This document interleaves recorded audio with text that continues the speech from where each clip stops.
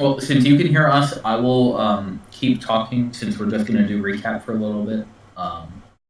Go ahead and try to get that fixed, and we'll go when you're ready.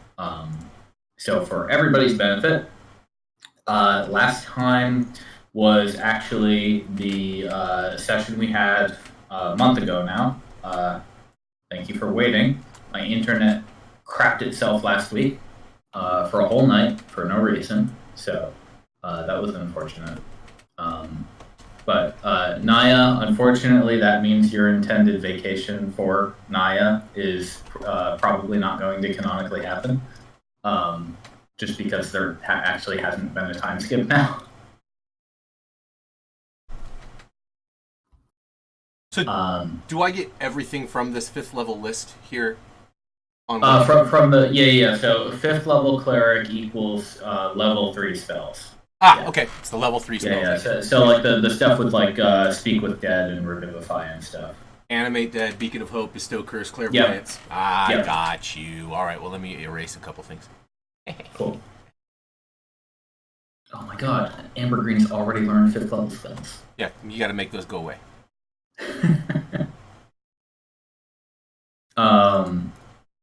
Actually, I don't know how to make those go away. Has there ever been a version of D&D where the spell levels lined up with the player level? I know, right? I don't know. I've only ever actually played 4th besides this one. So. I was actually thinking that as I was filling out this character sheet. I'm like, what the hell, you guys? Like, how you had one job? Okay, they had lots of jobs. They wore lots of hats, but could have made these things line up. It's like you could at least call them something besides levels. Well, rank maybe, but still, like, right. Why is there spell? Why is there really a disconnect between the two? Like, why are the two things a tier 4 wizard not tied to? Well, because he can do tier 4 magic. Duh. Yeah, it's because they want to have the in between level where you don't where you like have the power level of being well, because they want 9 tiers, but then they want 20 tiers of character. Right. So you gotta make it like every other level somehow, and then. Oh, I've done level gating and progression mechanics for games before, man. I just shipped one on Steam that has fucking progression all over the place because that's what the boss likes. Everything levels up. Oh yeah, that's officially out now, isn't it? Sure enough, it is. Getting good reviews. That's good. Primarily good reviews all around. Actually, I'm really stoked on the reception it has had.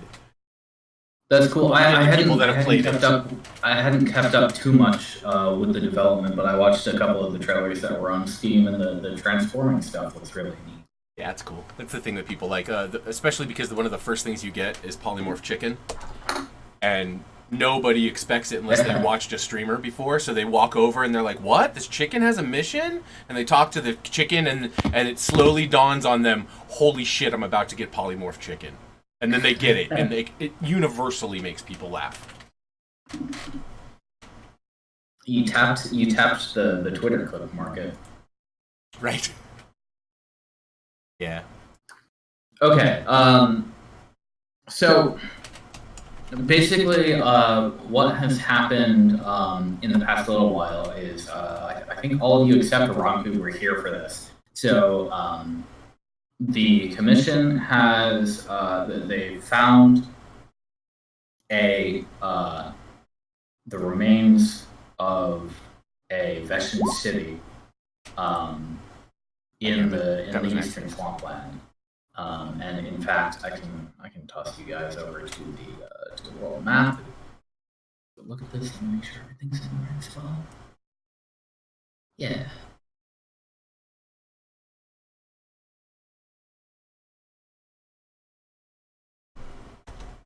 Okay.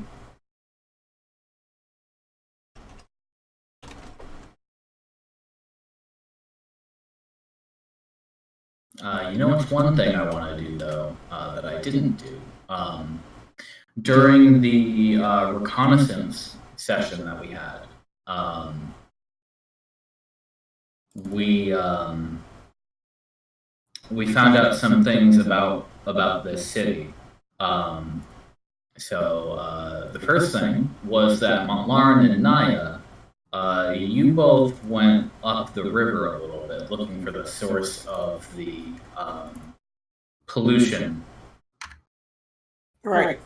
that plagues this place. So you guys got about this far at best before you had to turn around with the first wave. Okay. So you were about a day out from. Yeah, because we had to overnight. Yeah, and you knew that in terms of what you were seeing, the pollution was definitely getting worse as you were going upriver, as you might expect from it to have a source, but you couldn't actually find the source yet. We were under the impression that we were really close though.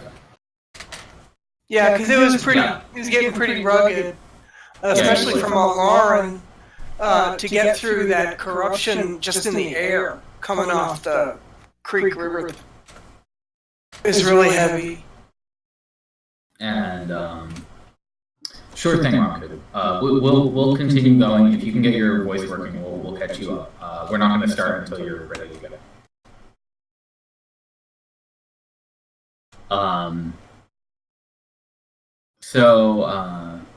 Sorry, I'm just catching up on some of my docs a little bit, so bear with me. I was also out sick from work today, but I feel better now. Oh, jeez. Sorry, I feel sir. better. I'm glad you felt better. Yeah, I had a bad headache all last night and this morning, but I took a nap and it finally cleared up. So yeah, one of my think key issues in my migraine syndrome is sleep and fatigue and schedule. I think I just ran up a sleep debt all week somehow. I didn't sleep that poorly this week, I thought, but I guess I did. That shit would kill me. So let me see. There were a few things we found in the city Orvis after you guys annihilated the monster that lived there. That's a creepy fight. Thank you. It was. I was listening in. I was not present for the game, but I was listening in while you guys did that. That's right. Yeah, you were there for the part one. Mm-hmm. So I mean, you were there for the team destroying the creature's initial body. I guess you're right. Yeah. Yeah. Irenaeus was the one who discovered the secret behind the mirror vulnerability, and then Mont'larin dealt the final blow. Yeah. Just to check, are you recording already? Yep. Okay. So having made the area apparently safe, the commission decided to basically roll right over the city and gather everything they possibly could. One of the big things that was found was that whenever pollution was in the river and the waters nearby, Nimbus put a lot of work into trying to extract it into a solid form, basically by distilling the water. And once he had gathered up enough of it, something like the amount that he had gathered caused a monster to appear in the midst of it. Right. Yeah, I remember that too. So the desecration is like semi-sentient. Right. Kind of reminded me of Ghostbusters too. But you also found some good things, some good information. There were one or two interesting magical trinkets around the city that were possibly used previously. What you didn't find was, or what the commission didn't find, was anything resembling like human or humanoid remains or anything like that. Aside from the bodies of the 3 expeditionists that had perished to the monster a week or 2 ago. Oh man! Like the people who had lived here the originally. Puppets. There was no sign of what had happened to these people, except Naia, I believe you personally found a few buildings that had some context to them. Yes, there were a few, not very many, but there were. It's like they left clues to what might have been happening in their last moments. What we don't know, and we didn't really have time to speculate on before Mont'larin and I headed out of town, was, are there no bones? Is there no evidence of skeletal remains because they were bodily removed? Or has so much time passed that those bones went to dust and then blew away? But the strange things about it is there are no critters in that city. There are no spiders, no rats, no mice, no nothing, no bugs. Right. And so that's a strange thing. Now, something I wanted to convey, and I don't know if I fully conveyed this during the reconnaissance, but as you worked your way through the city, and as you, especially as you departed and like around the outskirts, after removing the monster, you did notice that occasionally birds and bugs. Oh, that's right. Once we started heading out of town. Yeah, had like you notice the occasional bird's nest in like one of the outskirt buildings, or you'd see bugs and such a little bit closer in than they used to be. Oh, I think I missed that if you said it. Okay. You can consider that true.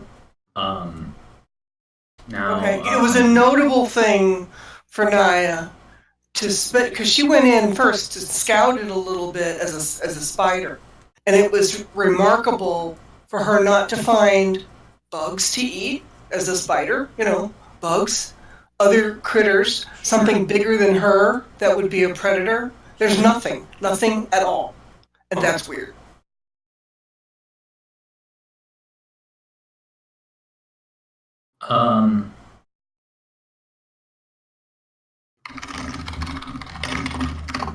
Yeah. So let's see. There were a couple of other things. You guys found a hell idol, which was just kind of sitting in plain view in the middle of the city. It was deemed harmless, but it had like it had a hell-based preservation enchantment on it. So someone somewhere from the lawful evil planes decided they wanted this piece of wood to maintain at some point. But yeah, there's a lot of stuff in Orvis that you guys might not have necessarily found. Some other people from the commission may have found, and I think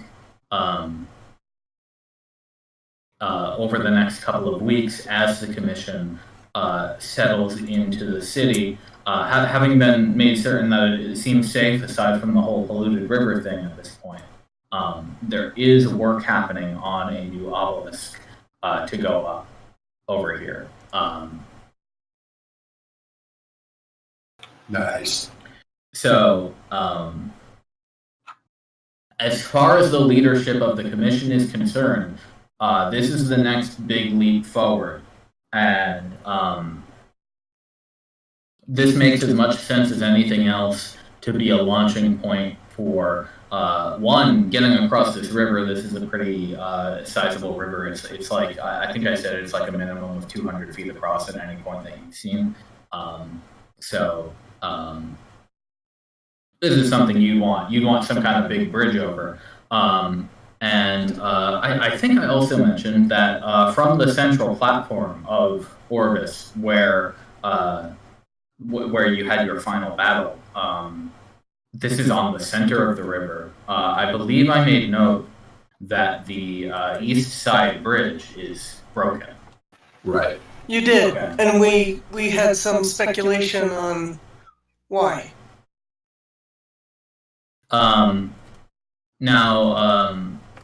The one of the last things that happened was Mont'larin and Naia did go north seeking out the pollution.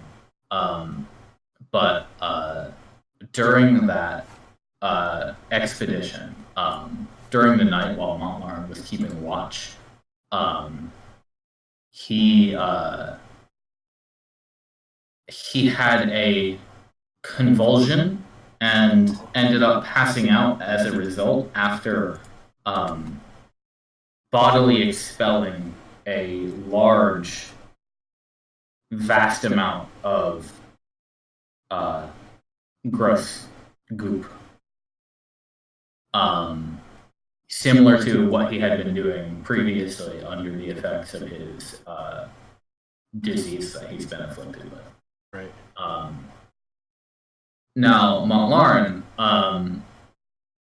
we're getting into things that have happened since the end of the reconnaissance. We're one redshift later, so current game time is let me just pull it up for us.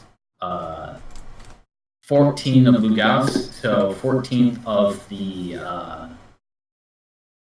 9th month.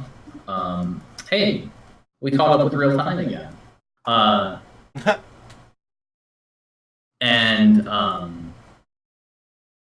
In that time, I think everybody who joined the reconnaissance has kind of been holed up in Keep Silex. So the Brigadier, Dex, a lot of the team, Nimbus is here. But you do all have your communication device attached to the obelisk, so you've been able to chat with home base if need be. Now, Mont'larin, one thing that's happened since then, it took a while to notice it. You didn't. Hello, everything working? Hello? Okay, you sound fine. Okay. Sorry, everyone. I got a new computer, and apparently my headset doesn't work. So That's great. Sorry to hear that. no idea. And And I didn't want to spend 45 minutes tinkering with. I assume you're on your phone now. I am on my work computer. Nice. Okay. Yeah, there you go. Yeah. On Roll20 on your standard, I assume. Yeah. Yeah. Okay. I just need a Discord. Yeah. All right. Good. So I was just catching everybody up. I'll just do a quick recap for you of that because this is a little bit important. So last week, after defeating the monster that was in the city Orvis on the river in the eastern swamp, the commission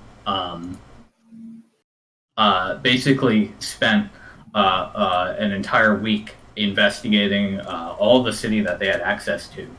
They have access to the west side of the city on the west side of the river. The river is polluted and the bridge is broken right now, so it's difficult to cross. But in that city, they found it empty, but with signs of not so much an evacuation, but like a disappearance suddenly of many people. Interesting. There were a few trinkets and relics about, and Mont'larin and Naia went north to find the source of pollution. Now, so everybody who was there is back at Keep Silex. Now, and the intention at this point is for Dex and Van have been working together from Keep Silex and Fort Maricus, talking over the comm system, getting a new obelisk ready to go during the Redshift. And Van's familiar with like the process to set things up, so he's been able to put the all but the finishing touches on the thing at Fort Maricus where they have the materials already.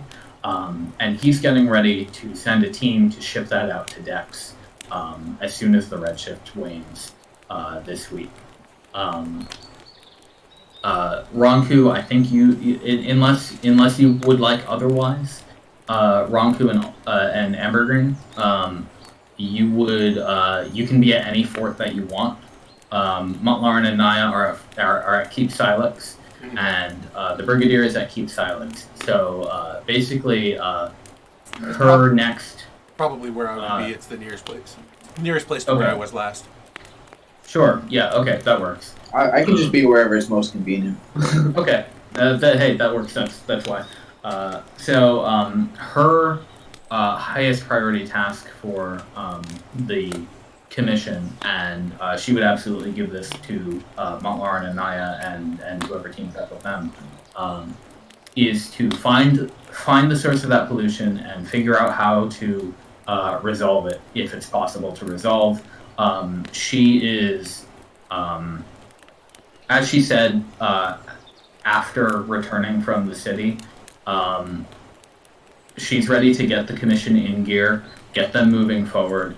It's been long enough that we've been stuck not making progress out of this little spot of the world we're in. It's time to step forward into the Redshift and actually discover new lands and get closer to that tower. So she is ready to take Orvis for the commission. This week they are planning on sending Dex down there to set up his obelisk, and he intends to have it up before the next Redshift hits. She wants, if at all possible, you four to handle this pollution problem by the time Dex is done setting that up, so that once he does have it set up and they turn that into a base, the commission can actually use that as a viable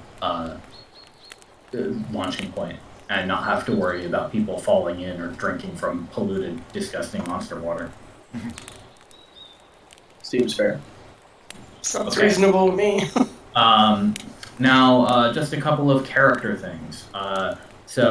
Mont'larin, for you, would you have spent any time chatting with Soriana after you got back?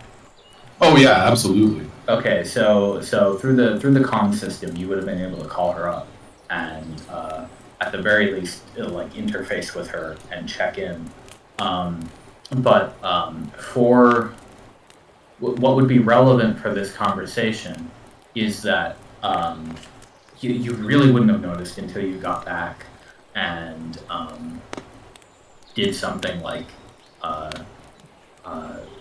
clean your gear or take a bath in whatever sort of way you might be able to in this location. Just get cleaned up overall from your adventure.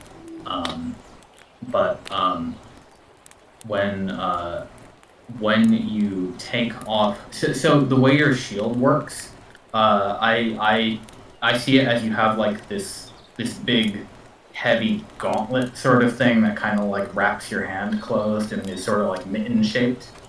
Right. Yeah. When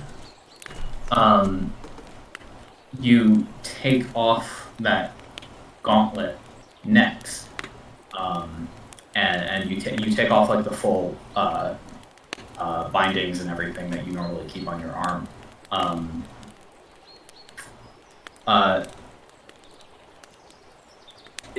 It doesn't happen all at once, but there's a point where like you you accidentally scratch or like pinch like the palm or the back of your hand, and you actually feel it. Awesome. And over the next couple of days, you realize that you are slowly but steadily regaining feeling in that hand. Oh wow, that's awesome. Hell yes. Now, the only other thing you notice is that all of the fingernails on this left hand have become hard, black, sharp things. Like talons? They're still fingernails, but sort of. Yeah. They're black. They're long and sharp, and like if you try to like, I don't know how Mont'larin usually cuts his nails, but like the normal tools that you use to do it, you have to put some real like effort into them to get them to work again. And even after you do that, it only takes a couple days for them to like start regrowing into a pointed, kind of vicious looking shape again. Well, I'm sure that's fine. I'm sure that's fine. Sorry. Just a nice little claw. But aside from that, your hand and arm are back in working shape entirely by the time the next Redshift is completed. That is fucking cool. I have one potentially stupid question. Okay. Assuming that during that rest I had opened my divine senses, do my fingernails smell? No, they don't. Phew, okay. I was afraid of an idle hand situation here. That's a good paladin instinct to have. I know. Is this evil? Everything good is ultimately evil. So your hand starts talking to you. Right, exactly. Or he starts talking to his hand, and everybody else has to notice. No, it seems totally fine. Again, aside from the weird fingernails, but Right, aside I from the guess transformation. it's a fashion statement at this point. So you still have the heavy shield that you can use if you want. It would take minimal but not insignificant work to fit your shield back to being like a proper one-handed shield without all the straps and bindings and stuff that you've got on it. Right. Yeah, I'll deal with that the next time I'm back. Yeah. Okay. But yeah, you're in tip-top shape once again. Was there anything that you, now that you have that context, was there anything that you wanted to bring up to Soraya? Yeah, actually, I would have told her what I did to try to deal with the problem. I would have told her about trying to cast lesser restoration on myself. Okay. And that I had, in fact, done it twice with no apparent effect until I belched out that hell baby or whatever the fuck that was. And I would have asked her if she'd ever heard anything like that. Like, was I possessed? What the hell was going on? Yeah, she's just like,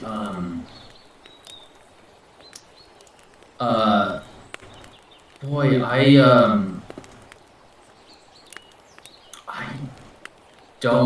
haven't heard of anything like that. Like, that's not something that normally happens when people are like have the flu or anything like that. You don't. I mean, people throw up, but they don't throw up that much, and you usually don't get better right away right after. Right, and their throw up probably doesn't run away. Never be seen. Scamper away. Yeah, that wouldn't be normal. Ogloff style.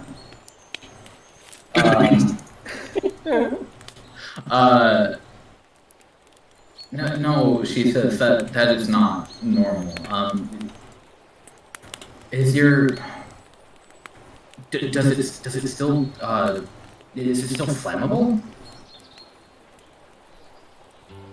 Huh.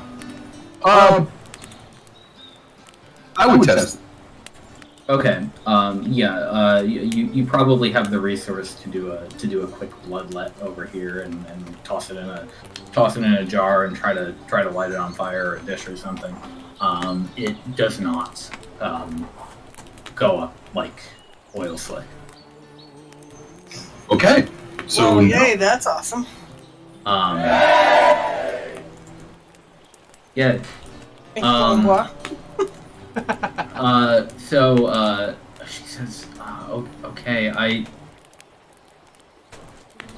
you know what, I'm gonna go fetch Zimar and I'm going to keep him tied up for as long as he'll let me, because if that happened to you, I need to see if that's gonna happen to him.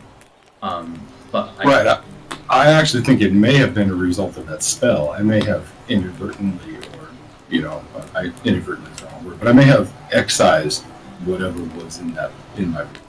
Okay, well, once you get back, then you can cast that spell on him, or I'll see if I can see if Angela can do it.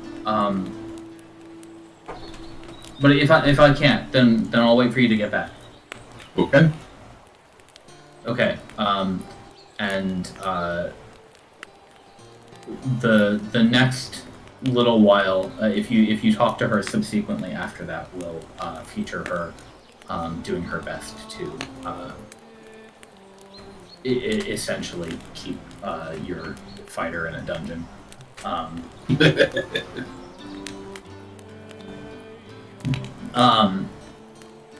So that's Mont'larin. So now you guys are all at Keep Silent, so you're a little limited on kind of like downtime activities. Ronku, I know you wanted to discuss what you've been doing for language training for the past little while. Yeah, it's been a hot second, so I feel like I was super close to finishing Undercommon, so I feel like yes, that you one's were. at least So done. I think Undercommon is definitely done. And now I think the last time you attended was 15. So let's see, that's about 3 months of game time ago. Yeah, you told me it was about 50 language, give or take. Not 50. I think. Let's see. Like 50 days or something. Yeah, it might be like 50 days total. But we're gonna assume you had some adventuring happening in there. Okay. 90 in-game days. Count that as 40. Oh wait, maybe I did say 50. So let's see. You said between 45 and 50 50. days is all? 10, How come it's so short? 20. We actually haven't been playing that much. It's under common, it's not under rare. Oh my. 30. 40. Yeah, you know what? I would tell you what. I'll give you 40 to account for whoever you're going to learn from, taking the time to teach you. Yeah, so I just finished Undercommon, which gives me plus 35 to whatever else I want to learn next. And I forget what I want to learn next.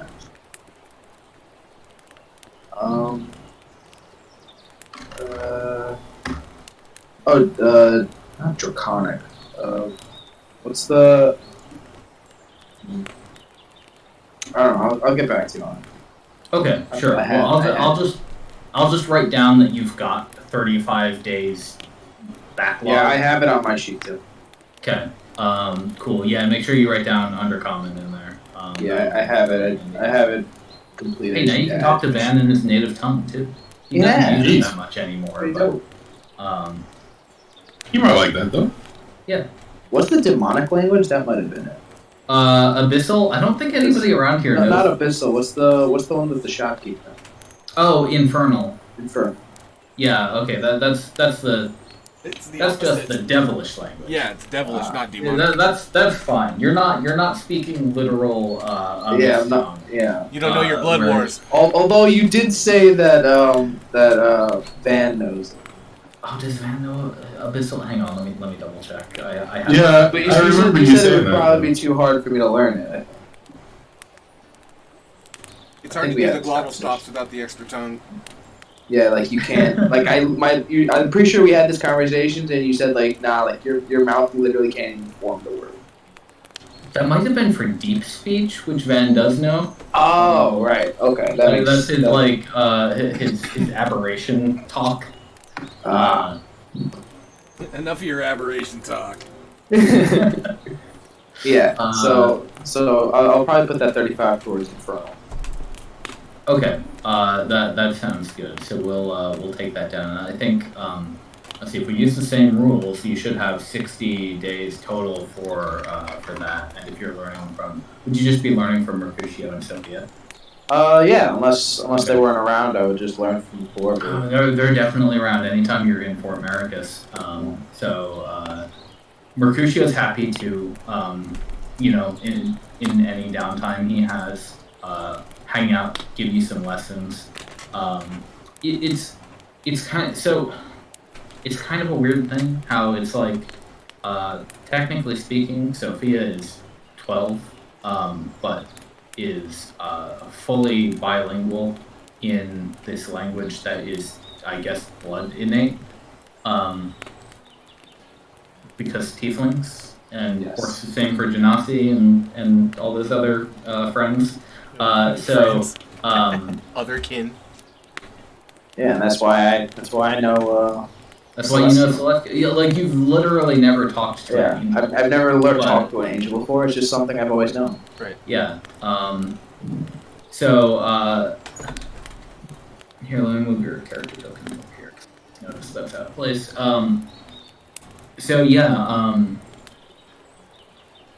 You are getting these lessons at first.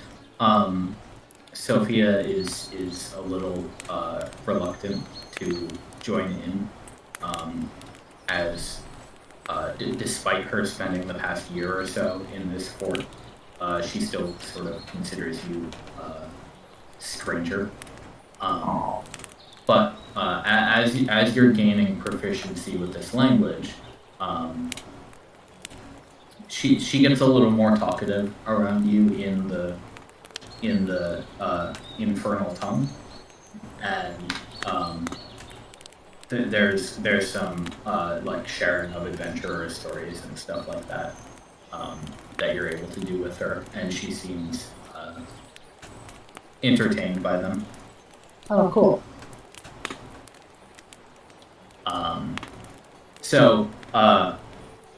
Okay, that is Ronku's downtime for the past like 3 months. Yeah. All caught up. Cool. And Ambergrene. Yeah. That recurring dream of yours. Right. I believe the first one had you sitting on a roof or a watchtower of Fort Maricus, with this muse of yours, like the stone idol, Right. that woman. And she was saying something, but you couldn't understand what she was saying. Right. Now, I gotta ask. This is getting like deep into Ambergrene's psyche, but does he see his muse as like a romantic attraction?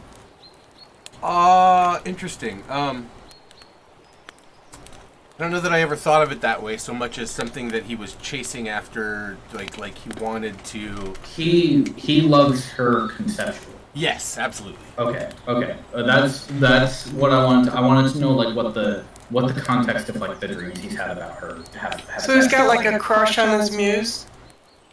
Sort of the idea of he's got a crush on the idea of the muse being there. Oh, okay. Yeah, that makes sense. It's a worship of the beauty that she is. Basically, Yeah. not as like any kind of person or any kind of entity that he would have any any reason to believe is anything other than an untouchable ID. perfection. Yeah. Yeah. Right, okay. We silly humans, we are like that. We are. We are. Okay, so that was just something I wanted to verify so that I could convey how this interaction in this dream goes.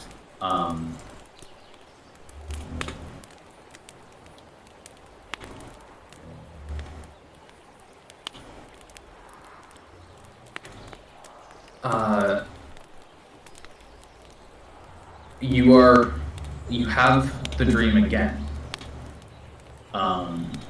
You are in Keep Silence. You are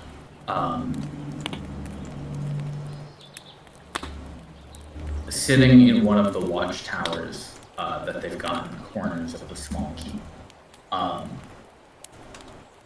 You're alone. The existence of anybody else here has kind of faded out of your awareness.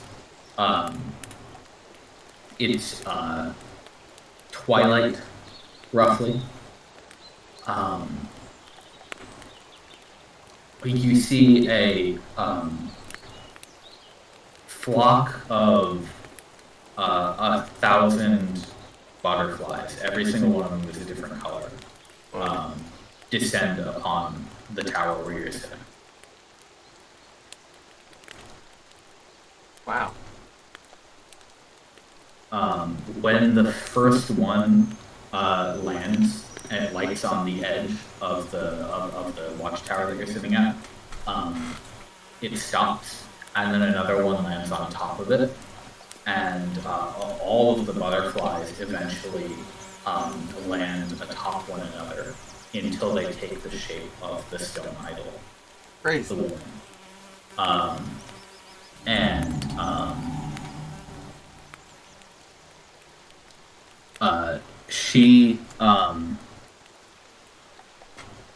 She reaches out her hand to you as it's still forming out of the wings of these creatures. Like she wants you to grab on. Okay. Yeah, okay, I'll take her hand. Okay.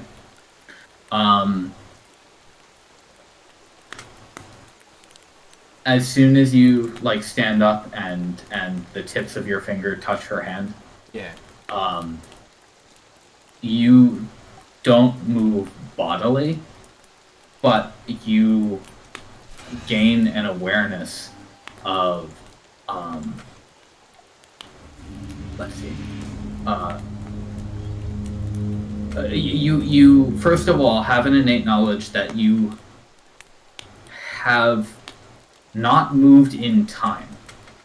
So it is currently now. You have moved in position. This movement was instantaneous, but feels like it happened with speed and with flight. As though you've like come to a stop all of a sudden. And you're still holding her hand, and she's next to you now. And you're in the air, and you are looking down on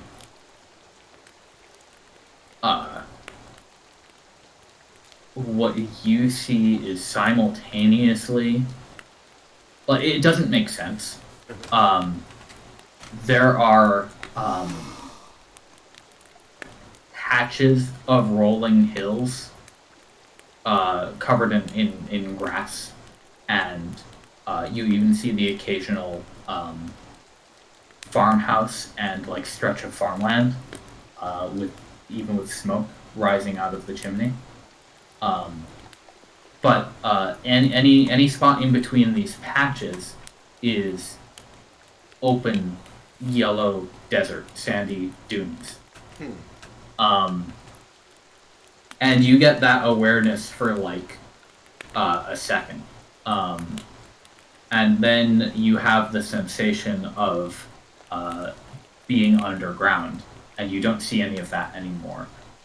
Instead, you see in like a black void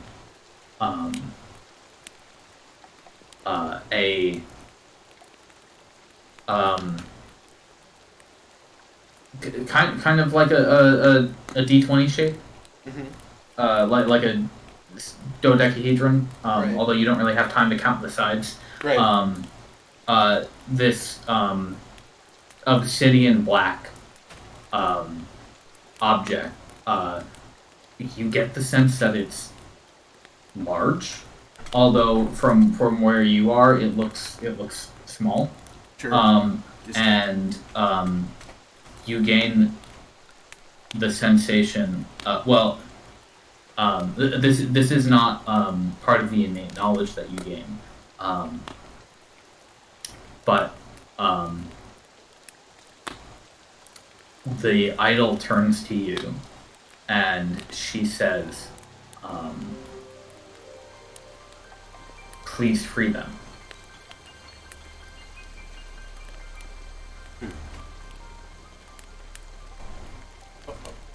Whom? Who? Where are they? And then she kisses you on the forehead. Oh. And you are back at the Keep Silex, and she's gone. Huh. Okay, so I'm gonna write that down like a song or a story. Okay. That's a quest. Epic quest. Also, when you wake up and the next time you look in the mirror, Ambergrene has brown hair, right? Yeah. Okay. The spot where she kissed you on your forehead, and like up and back from there, has been streaked blonde. Crazy. Cool, yeah, I'm gonna write that into a song, and then I'll go tell these people, dude, I had this crazy dream, I wrote a song about it, and I'm gonna play an epic rock song. Alright. That tells the story. So Ambergrene spends the rest of his downtime doing that. Yes. And I think we're ready to go. Thank you for sitting through downtime, everyone. I think we know where we're going. We're after the source of pollution. And we've been staying in Keep Silex this time? Yes. So you'll be able to launch from there. Okay. Mont'larin, very quickly, I would like to make sure your warhorse works. Okay. So we can make sure like you have control over it. So I'm just gonna bring everybody over here real quick, and we'll make sure this is good. So it's a big horse. Do you have control over that? I do. Okay, perfect. Now I think what I want to do is let's edit this. You wanted him to be Bet Mounty? Bet Mounty? Oh, that's Yes. Mounty McMounty face? It's Bet Mountain, to be fair. Bet Mounty is Nick. Got it. And then I think everything else was fine in terms of like it has the regular HP and everything, right? Yep. Okay. So I don't think you bought special barding for it yet either. No, I have a war saddle, but that's all I have. Yeah. Okay. You got the saddle so you can ride it, but you didn't. I think as far as like a fine steed is concerned, I think you can. I'll double check on it, but I assume you can like buy armor for it. So. Oh yeah, it's just 4 times the cost of regular plate, which is already right. too damn high. The plate is too damn high. Hey, it's okay. We're 5th level now, so we got the next rank of treasure. Okay, that looks good. So we should be able to just pull that up on any screen and toss it in there, and we could always get a cooler ghost horse token later on. I have a question before we start out. Yes. Did Naia go anywhere, or has too little time passed for that? Unfortunately, I did want Naia's vacation to happen, and I fully intended it to, but thanks to the couple of delays we had getting this game back on, there's actually been 0 time. Okay, that's fine. I just catching up with my own story. Yeah. That's fine. Okay. So yeah, we're starting from. Thank you for not loading the map coverage. Roll 20. We're starting from Keep Silence over here. So again, your goal today, assuming you do find purpose in taking it on, is to figure out how to stop the pollution upriver of Orvis. I leave the problem solving to you. Yeah. Yeah. One more note. You guys can. Shopping's a little limited at Keep Silence, so if you need anything, we might have to discuss it. But in terms of rations, you can fill up to 3. Any prepared spells that you want to manage, do so now. We already took all of our long rests, so we're good there. And everybody's level 5s. I added all my spells, and if I click on spells, it shows that they are there, but I can't ready them. I don't know how to ready them. Let me take a look. I actually don't see your spells on the character sheet. Right, I don't see them there either. I just see them if I click on spells. It goes, oh yeah, you added them all over here. So it does. That's wacky. Hang on, let me see. Roll 20. Like you dragged and dropped them? Yeah. Oh wait, I know. I know what's wrong. You have the prepared filter on, so you have to turn that off. Oh. Oh, there they are. And now I can prepare those. Now you can prepare mending, and then you can also prepare your. Let's see. You've got blink. You've got dispel magic. So those are by default. You might want to add the plus domain to those, so we're aware. Oh yeah. And then you should have. Again, it's level plus wisdom. So you should have a total of 9 spells prepared besides your domains and cantrip. Okay. Oh, and by the way, I don't even think you have to go into edit mode to prepare spells. You can just click the circle. I think you're right. It'll work. I'm in edit, so I can add the domain. Oh, yes. Okay. So Naia and Mont'larin, you guys are all set on your spells. Yep. Yeah, I'm not going to change anything from last time. Excellent. Okay. Well, I'll leave it to you guys to make a plan while I go get a water bottle refill, and then we'll get moving. We will do our usual. I need to go grab that random encounter table. So we'll do the usual for encounter. So this poisonous water stuff. Do we have any idea what might be causing it? Or?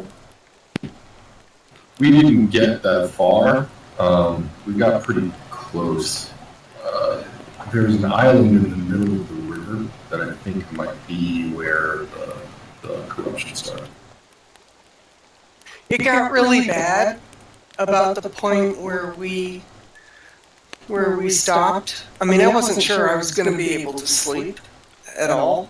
It's just so dense and thick and kind of like a miasma in the air. Even though it's in the water, it kind of affects everything around it. It was really gross. Yeah, it's vile. But I'm certain that if we just go back to where we were and head north, we'll find whatever it is. But to answer your question, no, I don't know what it is.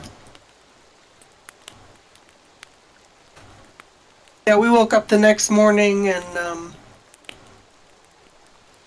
then got hit with the first wave of the Redshift, so I had to go. Yeah. Back.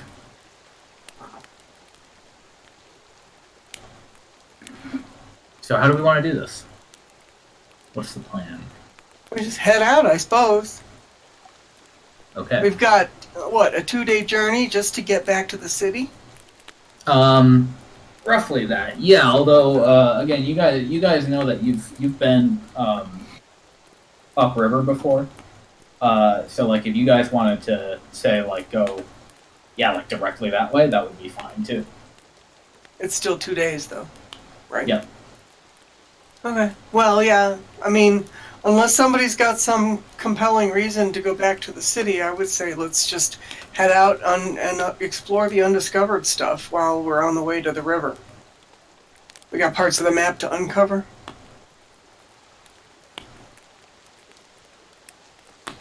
Yeah, and I feel like we crossed through much less of the swamp on that route. That much is true. You'd be spending less time in the swampland if you go north first and then veer right.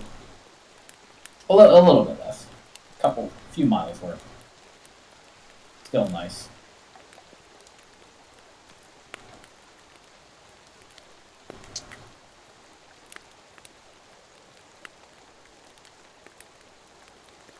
Okay then. So as usual, we will move in 6 mile segments. At what is it? It's like 2 hours per or 3 hours per 6 miles. I forget what the actual time is. But first one's free. Second hex around noontime. We'll make a random encounter roll. Third hex afternoon time, we'll make a random encounter roll. Fourth hex, while camping, we make a random encounter roll, and then we repeat. So let's go right ahead. Whoever wants to move can move wherever they want.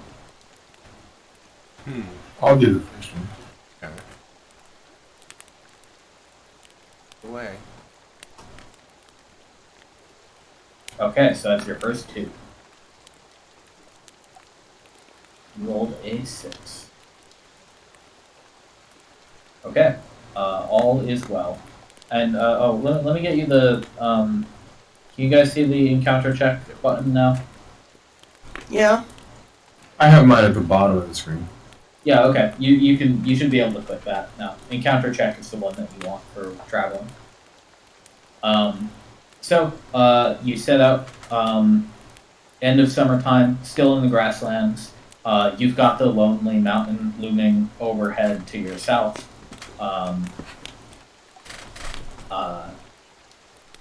Dex, for context, is waiting at Keep Silex for a speedy cart to make its way to him, carrying an obelisk.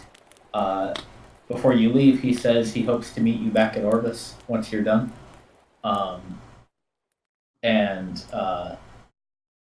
Yeah, smooth sailing for the first half of the day. Okay. So we're headed back to the city, right? Straight north, northeast. Well, yeah, the pollution comes from somewhere far north of the city. Yeah, I get it. I see. think Somewhere so. up there. Yeah. Okay. Well, there. I just moved, and then what do I click to do the encounter? Was that 2? Did you just move 2 hexes? I did. Is it supposed to be 2 or 1? Just one. One at a time per Okay. There. roll. Yeah. So then if you wanna hit the encounter check. I did. Oh, a 1. A 1. Okay. Why don't you hit the encounter button? Okay. Hold on. Encounter.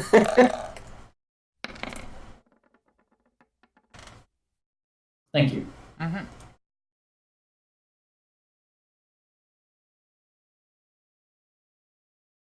Okay. So you are crossing the grasslands, and Ambergrene, you are currently at the front of the party, just taking a few steps ahead of everybody else. Mm-hmm. You stop them as you come up upon a patch of sort of clear land, and in the middle is a pool of bubbly, soapy stuff, just like as though a puddle of rain.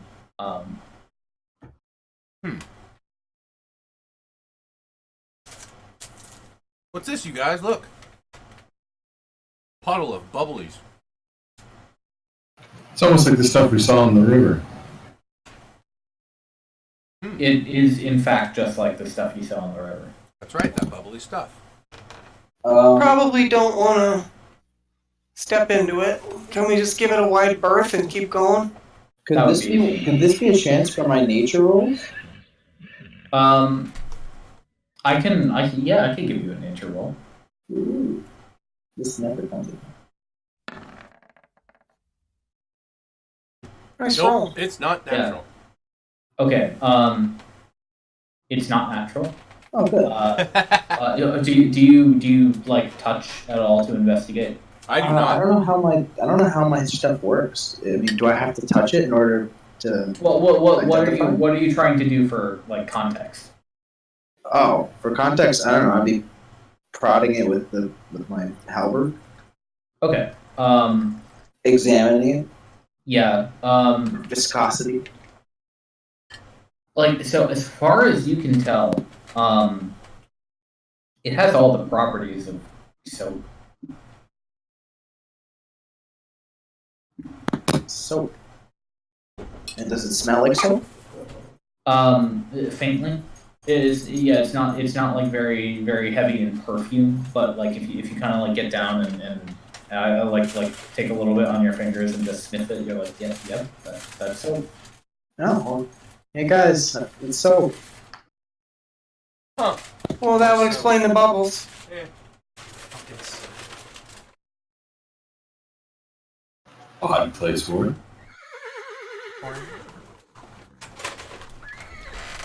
Yeah, there's not really like a pond or anything nearby either. It's just kind of sitting in the middle of a field. Are there tracks or anything? Hey, it's Verde Manzana here to crash your game from Mont'larin side. Hi, bye. Bye. That was kind of like photobombing. Yeah, right. It was a lot like photobombing. You can do a survival to look for tracks and stuff.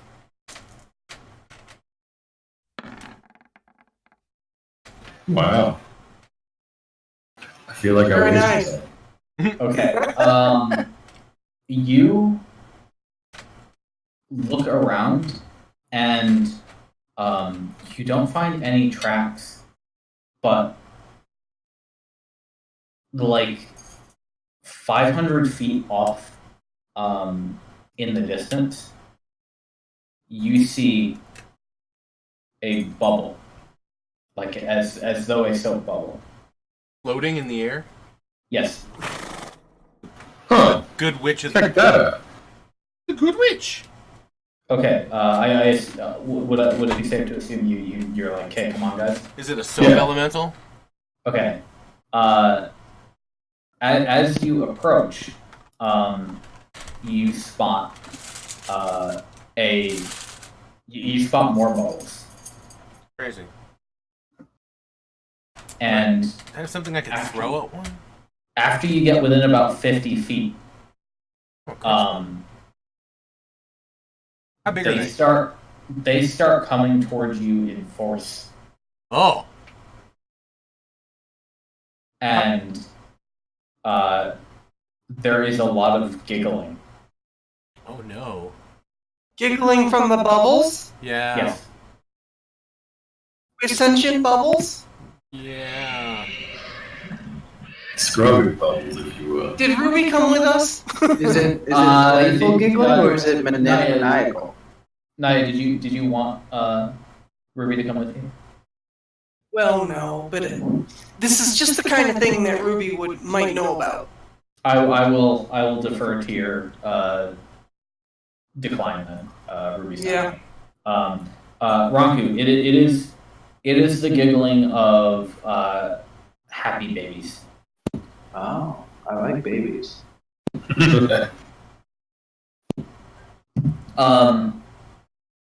Mont'larin, one of them, like the first one that came towards you, kind of bumps into your head and makes like a oof sound, and then just pops up back into the air and flies off in the relative direction that it came from.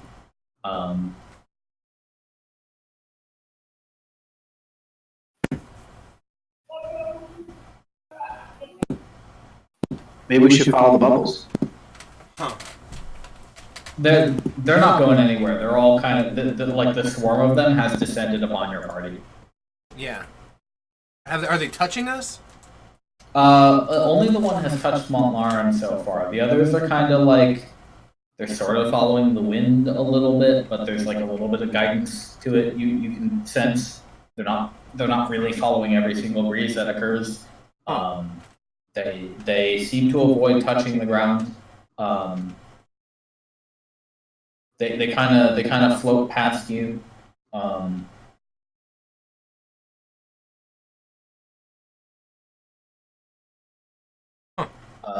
Well, one of them runs into a tree, and you see it just pops, and leaves behind a sudsy remains. But none of these things seem particularly very perturbed about that. Maybe that's where the puddle came from. Mm-hmm.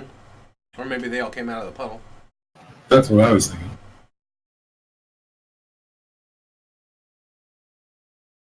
That's the solution. Is it obvious that they're leading somewhere? No, or is it more like they're literally caught by them? They're not going anywhere. They are like the very definition of meandering. Got it. Does anyone have like detect magic? I don't have it prepared. I don't have it prepared. Damn. I don't have it at all. But, I mean, laughing bubbles, giggling bubbles, Mm-hmm. there's an element of magic here for sure, as well as Redshift. They may be some sort of sprite. Yes. That's why I was thinking of Ruby, because Fairy mischievous, giggling kind of, that's a Fey dragon kind of thing. Right. But they seem to be pretty consistently remaining as bubbles, so... Yes, they are not shapeshifting. Right. After a little while, the wind picks up just a little bit, and it does catch the vast majority of them. And there is a collective whoa as they get swooped up into the air, and they whatever interest they had in your party is quickly distracted by the being taken into the sky.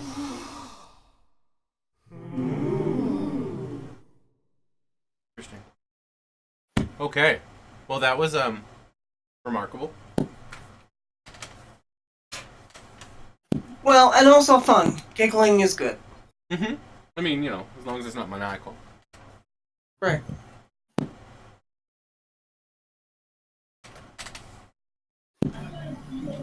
So, are we just gonna keep going? I think so.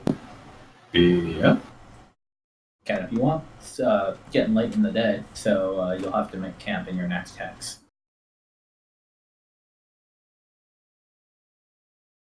I did the last one. Do we have some dry ground?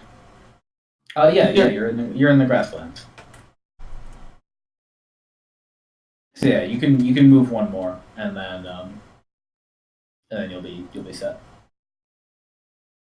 All right. Okay. Do I have to roll an encounter for that? You will after you all make camp. First things first, let's make sure you all spend your ration or otherwise gather food for the day. Oh, yeah, right.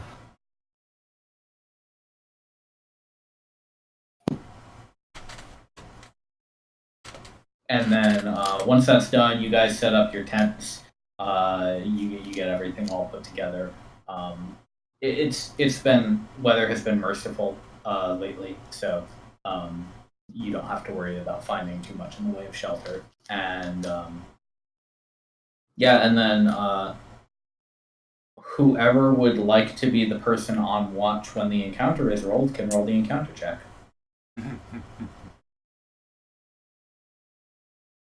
I am just a cleric. I can take first watch. You mean a bard? Yeah. No, that's right. I'm gonna play exactly. I'm a bard. I'm gonna play you guys to sleep. So I take first watch because I play my instrument. Right, I see. I only need like 4 hours to meditate, so it could be. I can take a watch.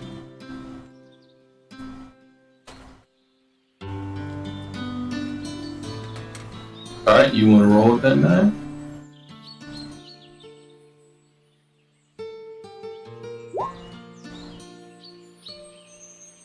All right. You all get a peaceful sleep. No problems in the night. You go unharassed. Hey.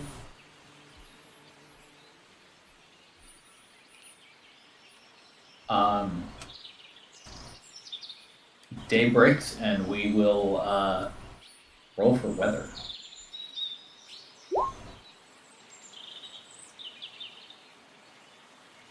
Today, you've got thunderstorms, so it's a bit difficult all of a sudden. Rain starts as you guys are packing up your camp, and it seems like it'll just get worse throughout the day. Great. Yep.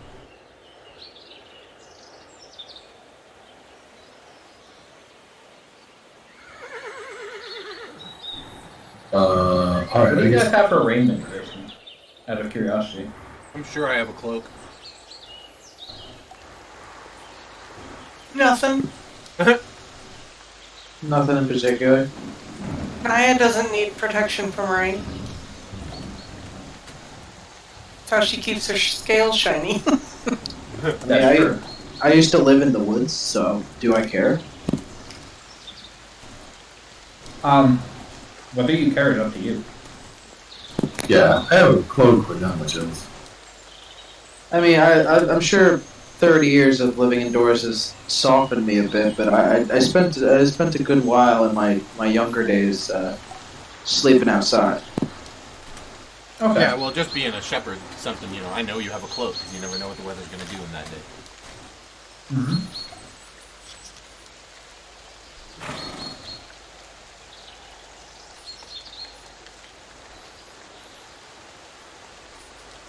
All right then, but that is the context for your day of travel today. So again, you can move 1 hex for free, and then the next 3 are potential encounters. Alright, I'll just take the first 2 then.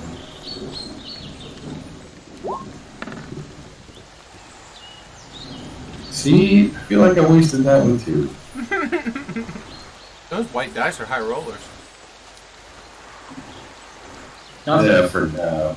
You can roll the encounter mode. Oh. Up. No, we're back. I moved it back. 13.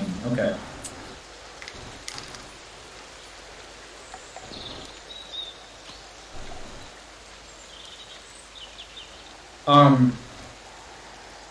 So while it's raining,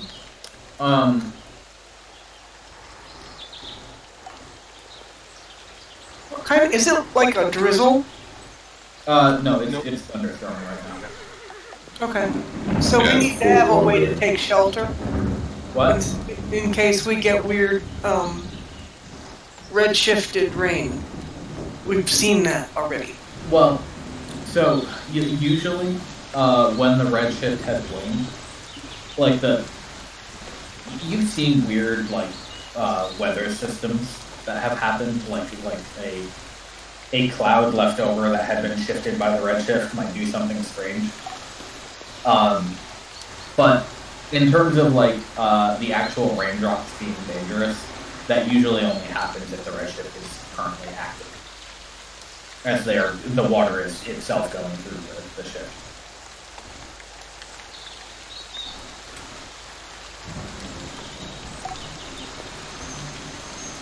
But if you'd like to take shelter and wait it out, that's a choice that you have.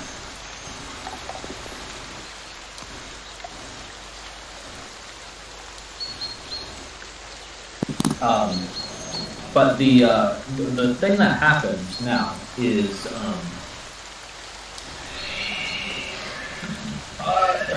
can you guys all make me a quick dexterity saving throw?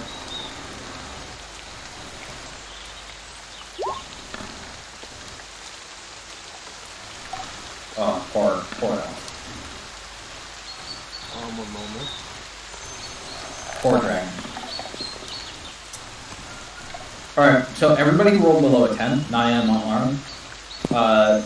You both get slapped in the face with, each of you with a slug about the size of your forearm. Oh my god. And you notice, like, around you, and then for the next couple of hours, every so often, just a very large slug will fall out of the sky and splat on the ground. God. Oh, good. That's lovely. So maybe taking shelter was a good idea.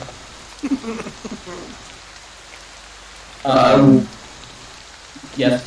I was just gonna say, waiting in a tent is potentially better than dealing with. Slug rain. It's just the flavor never goes away. Oh god. Kind of coats the tongue. Exactly. Mont'larin keeps up his entire soul in him.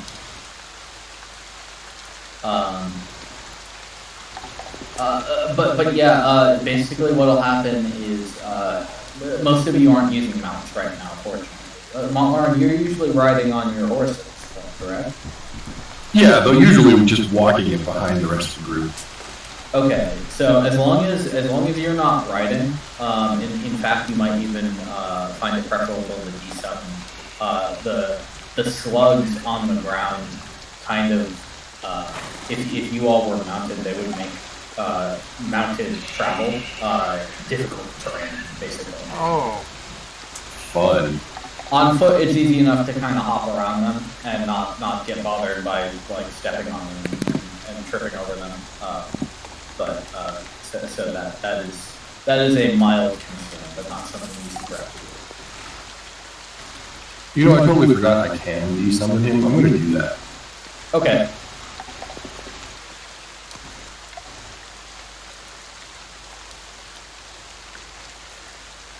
Are we gonna wait out the storm or push through it?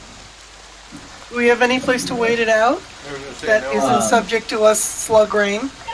You could make a survival check for some kind of shelter, if you want.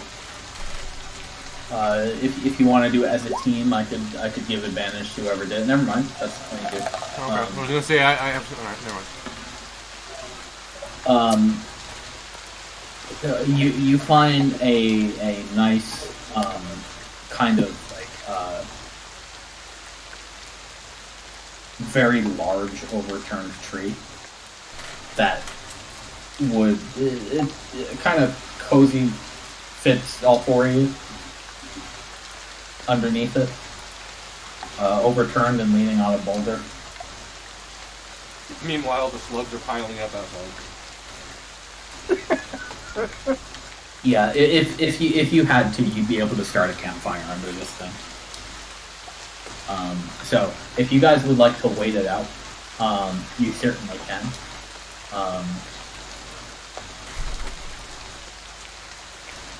What do you think? Well, it's not actively hindering us, but it would be annoying to walk in all this slugs. Yeah, I'm finding it more of an annoyance than an actual hindrance.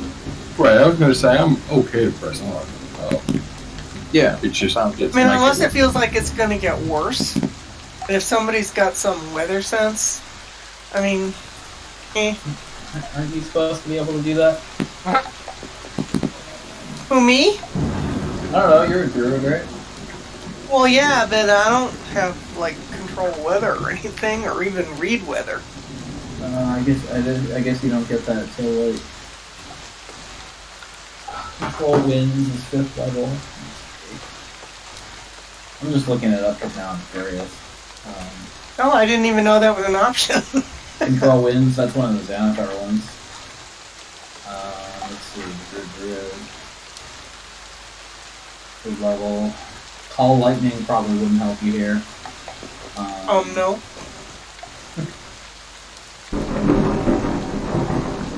Control weather is an 8th level spell. That's right. Okay, well, when I get to 8, then we can talk about that.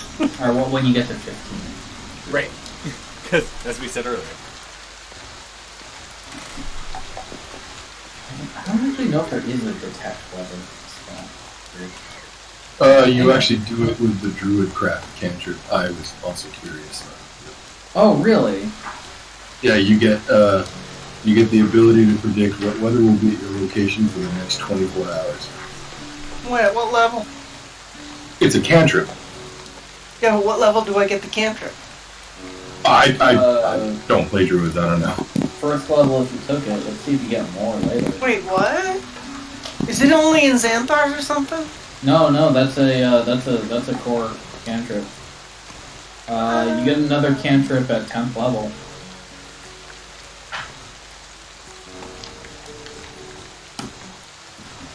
Anyway, yeah, up to you guys if you want to move on.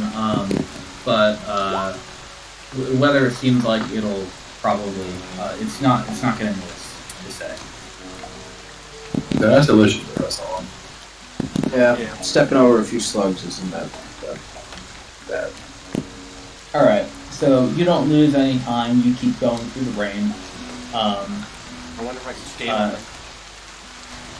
If you could skate, what? On the slug. Put one on each foot and like scoot around. They would absolutely squish under your weight. They're not that sturdy. They're not that giant. Rather, they're like maybe a foot long. Okay, you guys can move one more hex and do a check. Ambergrene writes a song that goes rain, rain, rain, rain, rain, rain, banana slug. Funny. Do we have banana slugs? I guess we have a lot of other normal earth creatures, so yeah. I think I'm done rolling for the day, so anybody else? Okay. Which way are we going? There, I roll here. Yeah, Mont'larin, which way are we going? We want to go by here. Hey, look, I wasted one too. Nice. Yeah, but for now the storm just keeps up. So you are unaccosted by anything else that might bother you during such a storm. Yeah, who wants to get into fights when there's rain and slugs? Yeah.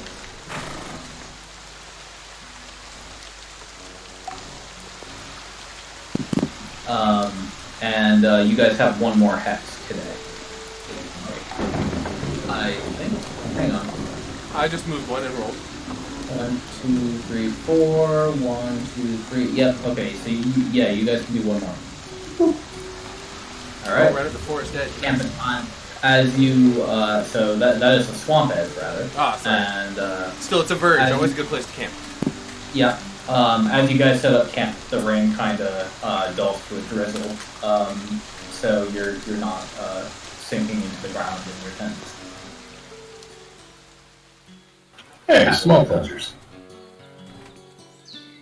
Naia or Ronku, please hit the encounter check button.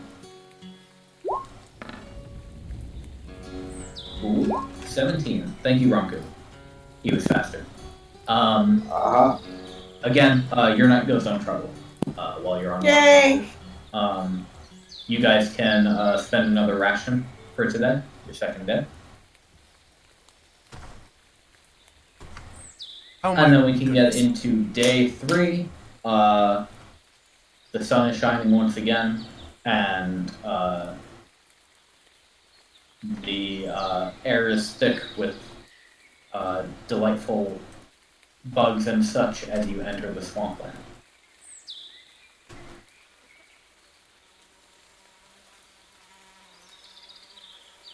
So as we've noted before, the swamplands are not quite difficult terrain.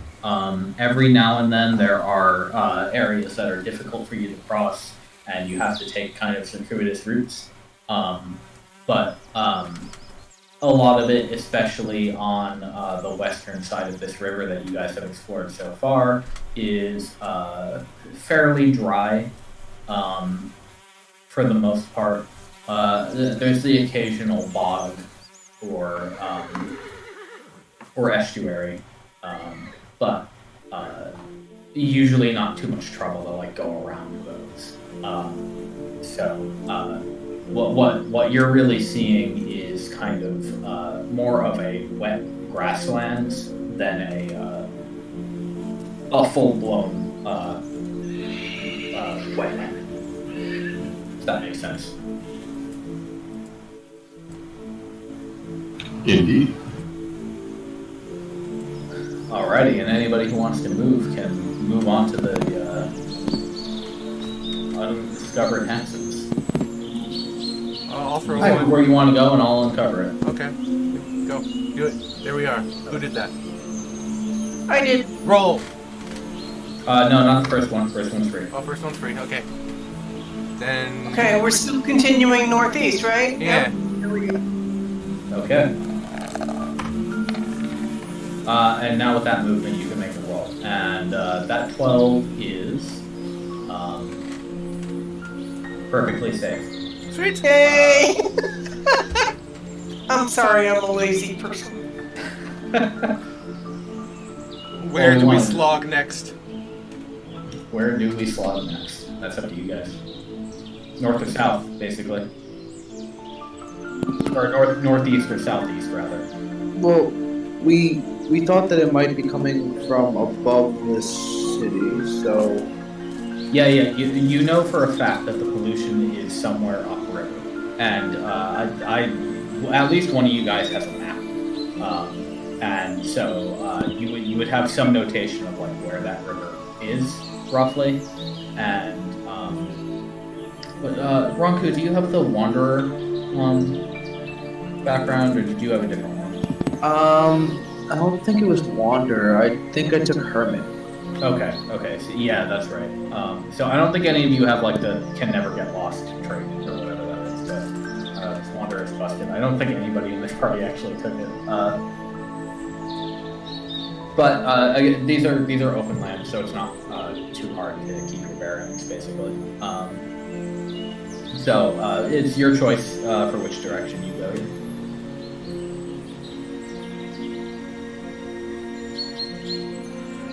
I say northeast. Pretty much, yeah. I trust you guys. You guys came here first. Okay. Alrighty, then. Go ahead and go ahead and roll your thing. Your journey through the swamp continues uneventfully. Stone time. You're not Say a bad thing. you're not seeing too much in the way of points of interest around here. But there is plenty of wildlife, the sort of stuff that lives in damper climes. Like I said, a lot of buzzing and stinging bugs that can get a bit annoying over time. Fortunately, nothing as dangerous as like sturges yet, or that sort of thing. A lot of like large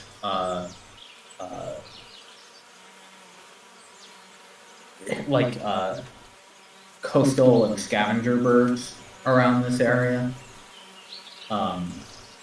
So as you continue inward into the swamp, that's the sort of thing that you see around you. But you'll be able to move one more hex before night falls.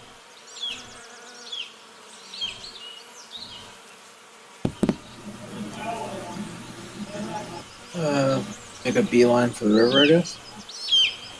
Sure. Can I do some hunting on the way? Absolutely, you can. So what we'll do is, as you guys move into this last hex, Mont'larin, you can. What sort of methods would Mont'larin use for hunting? Honestly, really bad ones. He's only ever been hunting with groups of wolves on horses. Okay.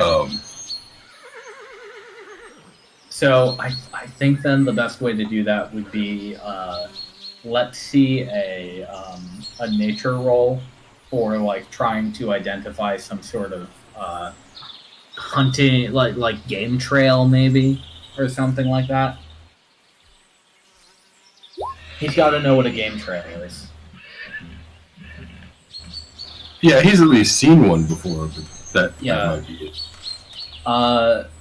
So like 20 minutes into this, you're just like, I don't have any hounds. I don't have any scouts. What are you doing, Mont'larin? I recall that there was a time when my uncle hunted birds. Yes. And he had these servants called beaters. Okay. Who would whack bushes to scare birds out of them. I'm going to do that with my sword. Okay.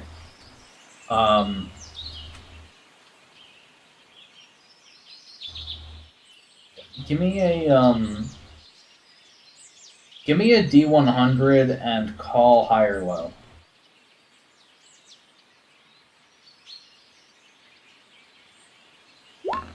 Before you roll it. Okay. Low. You didn't. Well, I can't get any lower than that. Okay, please call high or low before you make the roll.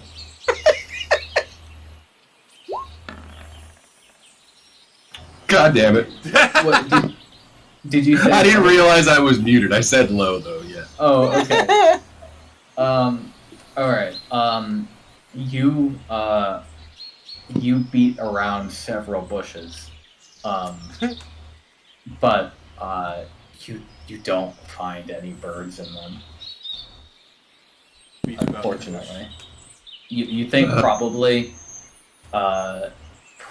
you conclude that they flew away before you got there. That does make a certain kind of sense. Like there's a certain level of stealth required for this task. Right, which a guy in chainmail with a strap shield doesn't have. Not necessarily. Alright, I'm gonna come back to camp empty-handed then. Okay. I've still got air. Yeah, this'll be your third day. So unless you guys bought extra rations, I believe all three of you are out. Mm-hmm. I have extra rations. Oh, you do? Okay, great. I do. I am overburdened from too many rations. Oh, okay. So how many do you have? Right now. 7? 6? Let me look. Okay. So Enough for everybody. Enough for everybody. You could potentially distribute those. I could probably. have 7 rations left. Yeah, Wow. I can. Well, she's been quite overburdened carrying around like 10 rations. Every time we go somewhere, she carries all of her rations, and then we go pick up some. Right. So she just waddles behind everybody else carrying all this stuff. But she doesn't have Goodberry equipped or prepared. So what she's got is rations, which means we aren't going to starve. We might not like it, but we aren't going to starve. I didn't ready create food and water, but I do know create food and water. Did we ever figure out? Did we decide on whether or not my hermit skills give me the power to find food in the wild? What's your hermit skill? Can you ping it? Well, all I have on here is my hermit discovery, which is not the same thing. Let me double check then. I'll look up the hermit background because I think because it lets me identify like plants and plants and stuff. I don't know, no, not animals, but plants.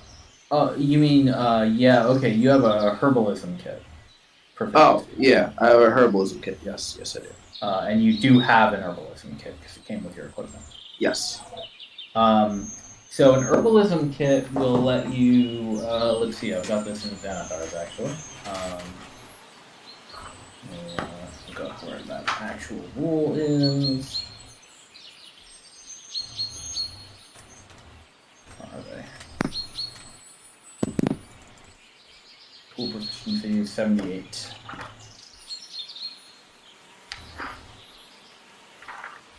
Herbalism is. Let's see. You can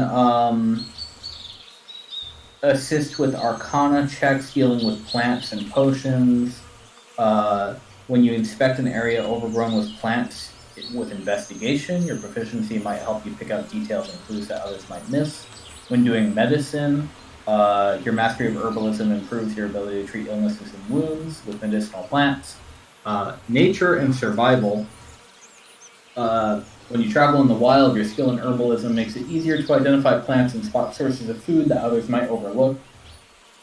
And identifying plants, you can identify most plants with a quick inspection of their appearance and smell. So that's a yes on the food. With your nature and survival, you'd be able to. You'd be adding your herbalism proficiency to those checks. Oh, so to like I have shit survival. Could I do nature? I think so. So basically, yeah. Let me look at that. So you have a +3 to nature. So you could actually add an additional 3 to that by adding your proficiency with herbalism kit to it. What? I could do that? I didn't know that. Oh yeah, the tool rules for skills. Okay, so every tool potentially provides advantage on a check when used in conjunction with certain skills, provided the character is proficient with the tool or the skill. Oh, I'm sorry. So you don't add a bonus to it, but if you're proficient with the tool, you can make the check with advantage. Okay, so I am. So how do you know if you're proficient with the tool? Check your proficiencies box. It is under my proficiencies. Yeah. So is mine. You've got an herbalism kit as well, Naia? Yeah. Okay, so any of that stuff, Arcana, Investigation, Medicine, Nature and Survival, all of that when dealing with plants, you'd have advantage on if you use the herbalism kit. Oh hell! Or you You're use your nothing knowledge like a year or two later, finding this out. Well, we're all learning the Xanathar rules together. Okay, cool. Okay, so you're looking for edible plants? Yeah. Okay. Or any source of food. Yeah. So as an herbalism kit, this would be like foliage. You'd be gathering at this point. Ah, like spinach. Yeah. So you out here, you actually you find a small bounty with that roll of what you recognize as the leaves of root vegetables, and you're able to spend about an hour total tracking these down and digging them up, and before night falls, you come back with enough to feed the whole party for the day. Woo! Nice. So, if you guys want to take back one of your rations that you spent for today, you've got tasty Redshift potatoes. Nice. For this day. Potatoes. Yeah. All right.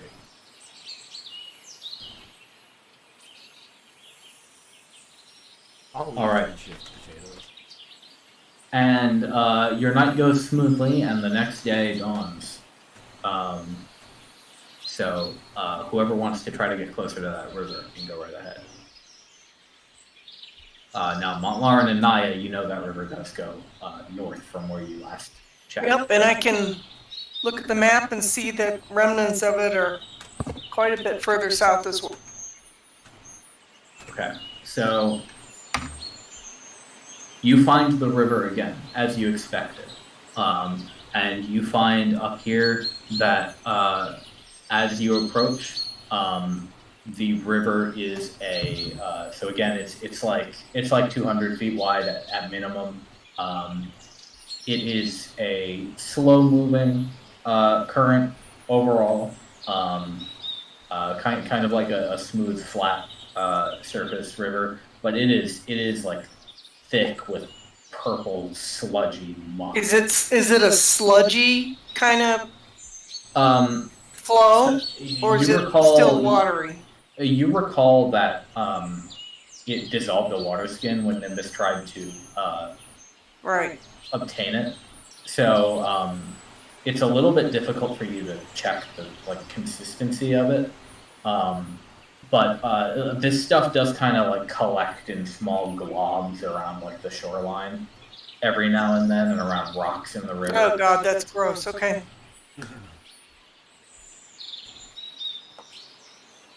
Okay, so yeah, in case it's not clear, this is not potable water. Yeah, now. Yes, correct. Don't try to collect it. Not even. Don't touch it. Don't stand in it. Don't touch. Yeah, no, I'm gonna avoid that stuff. It's nasty. So does it appear that the source of this sludge is further north of here? Oh yes, yeah, absolutely. It continues as far as you can see for now. It looks like northwest.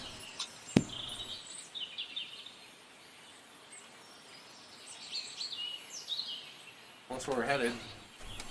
Yeah, you guys can move. Okay.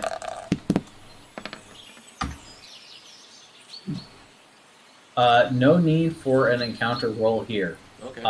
Because what you see is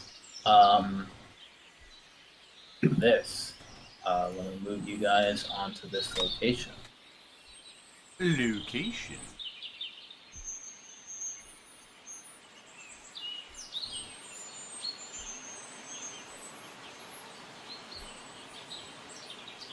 Here we are on location with the swamp monster. Oh. Oh, he's big. I'm huge. So is Ronku. Holy cow. Okay. So you guys have been coming upriver, roughly northways, and you see at one point in the middle of the river a twisted structure of wood and roots and branches that reaches about 30 feet up into the air.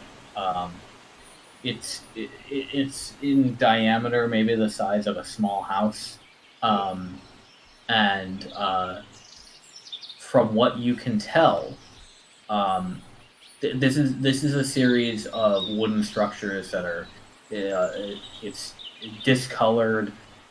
There's nothing in terms of leaves. It's all like knotted and tangled bark. You can see occasionally bits of the roots have kind of broken off and flown downstream, and the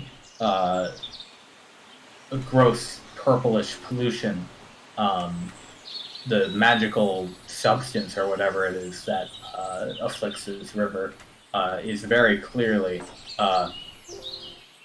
coming from this structure, because all the way north of this, the river is clean. Oh. It is the asshole of the forest. Yeah, pretty much. Yes. So there are a few gaps in like the border wall that like tall trees that kind of form a series of walls around this structure. Yeah. But you do see the silhouette of something kind of just like walking around this platform. If it has taken note of you, it doesn't make any indication of it as you approach. You just see occasionally between those trees, you'll just see something walk by, and it'll every now and then it'll just like go on a on a pacing route back and forth.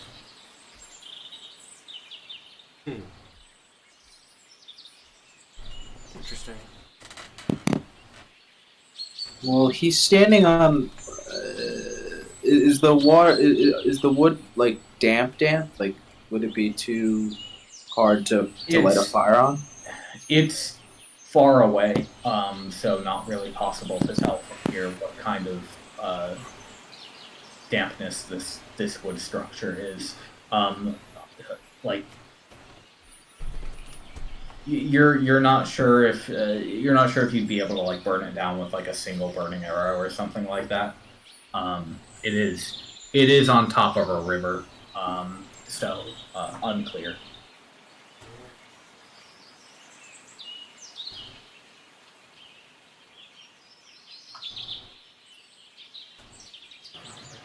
I do believe that one among us here knows the secrets of walking on water.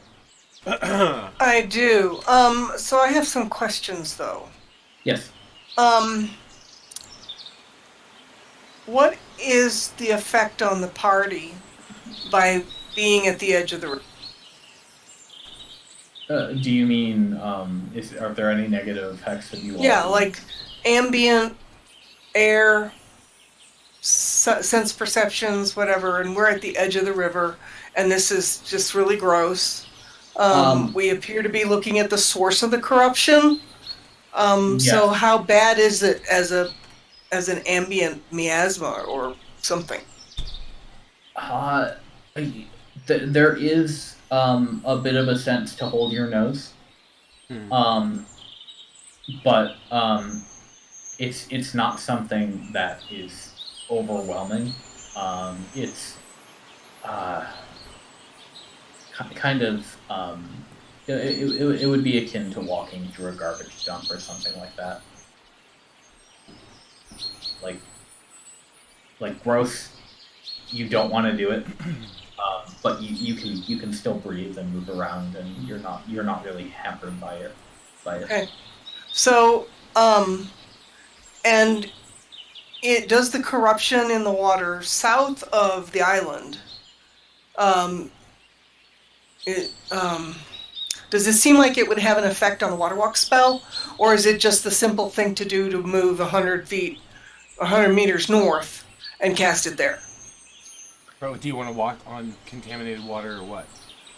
Well, that's pretty much the question. Is Yeah. Is that contamination strong enough to dispel the spell? Well, I don't know one way or the other, but I don't know that I'd want to walk on it if I could avoid it. Well, sure. So, like, if we go north, though, 100 meters, where the water's not contaminated, and then I cast it, Yeah. can we walk to the island from there? I think so. Yeah. I mean, what you see is what you get on this map. So, like, yeah, if you walked like up here, you would not be on the polluted water location. Can we see from the banks of the river where we are? Can we see some kind of access to that island, like out of the water?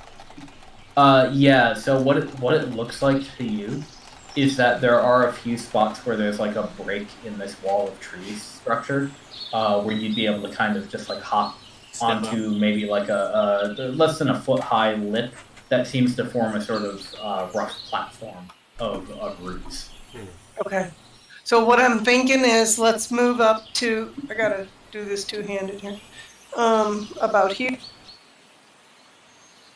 And then I'll cast Water Walk, and maybe hopefully we can get to the island and board it, or whatever we call it. Okay. That's kind of my working plan. Anybody else got a better idea? Sounds good to me. I'm guessing we're going into this armed and ready. I think we kind of need to be. Sir, how big of a range is that for us to walk up that far on the coast, on the riverbank? Is that a big deal? No, that's literally like a turn and a half of movement. Oh, okay. Cool. Yeah. Can you just pop the water walk spell so I can read what it does? So we'll make sure there's no quirks that would prevent you from doing anything. But water walk is pretty strong, and I think you'll be fine. So 1 hour, no concentration. Is it It's a actually ritual. a ritual? 'Cause- It is a ritual, and it works on 10 people. Yeah. Well, let me double check that it's a ritual because I know we've had. It just asked me if I was casting it as a ritual, and I said yes. I mean, let me double check that it actually is in the book. Oh, yeah, okay. it is. Okay. Just want to make sure Roll20 is like copy pasting it correctly. Let's see. So you can move across any liquid surface, even acid or lava, as if it were harmless solid ground. You can still take damage from the radiation of the heat over lava, obviously. But for 1 hour, all of you can move over this liquid. So yeah, as long as anything is liquid, you guys are fine to move. Okay. Well, so that's the plan. I've cast water walks, and everybody can walk on water, and hopefully we can figure out a place to come in kind of behind the creature, and we can assess what the heck he's standing on, and we're out of the cooties. Yeah.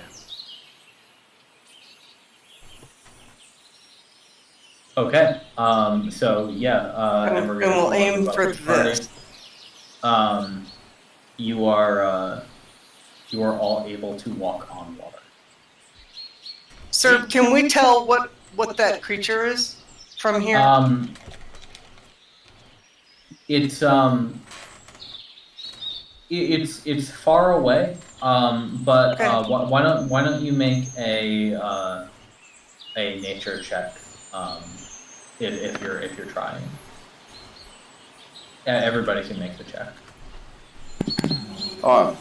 Does my nature works with just plants or like? Yeah. Your herbalism proficiency would just be with plant life and stuff.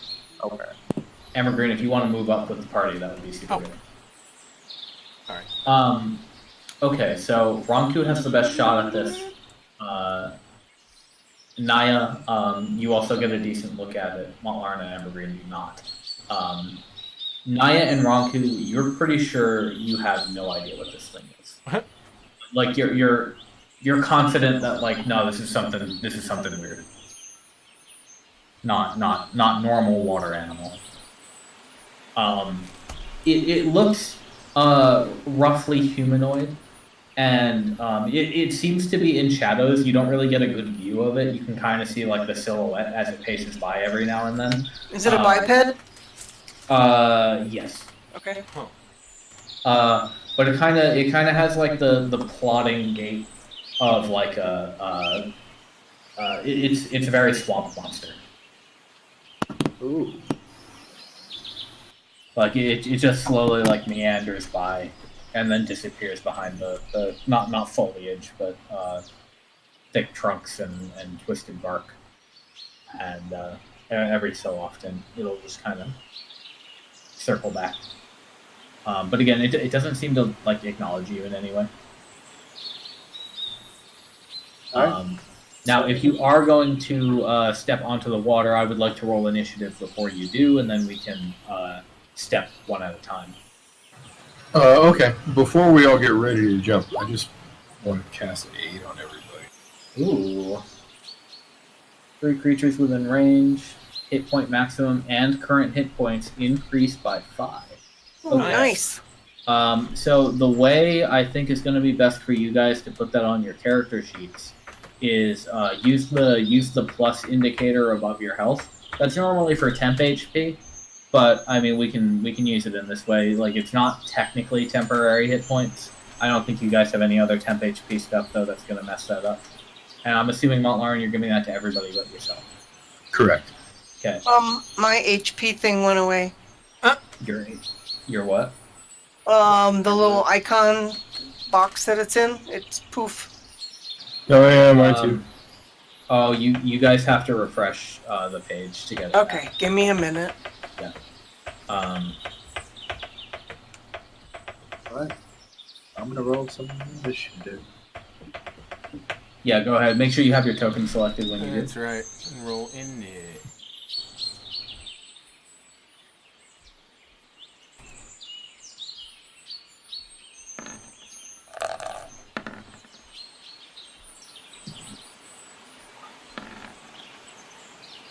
Oh boy. Nice roll, Mont'larin. Let me give you that 20. There you go.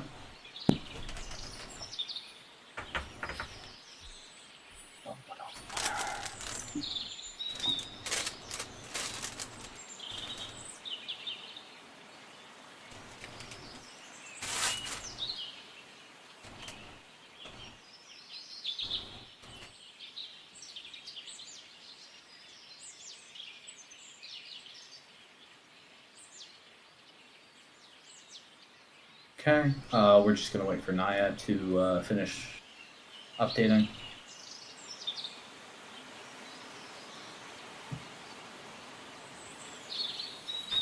Okay, so I used the plus thing above the HP, the little plus, and I did +5.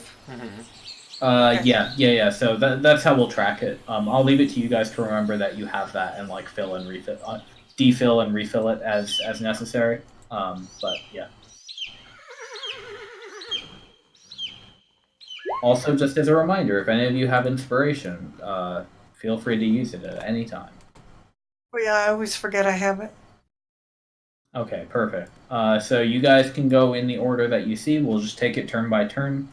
Mont'larin, you're first up, so you would be able to step onto the water.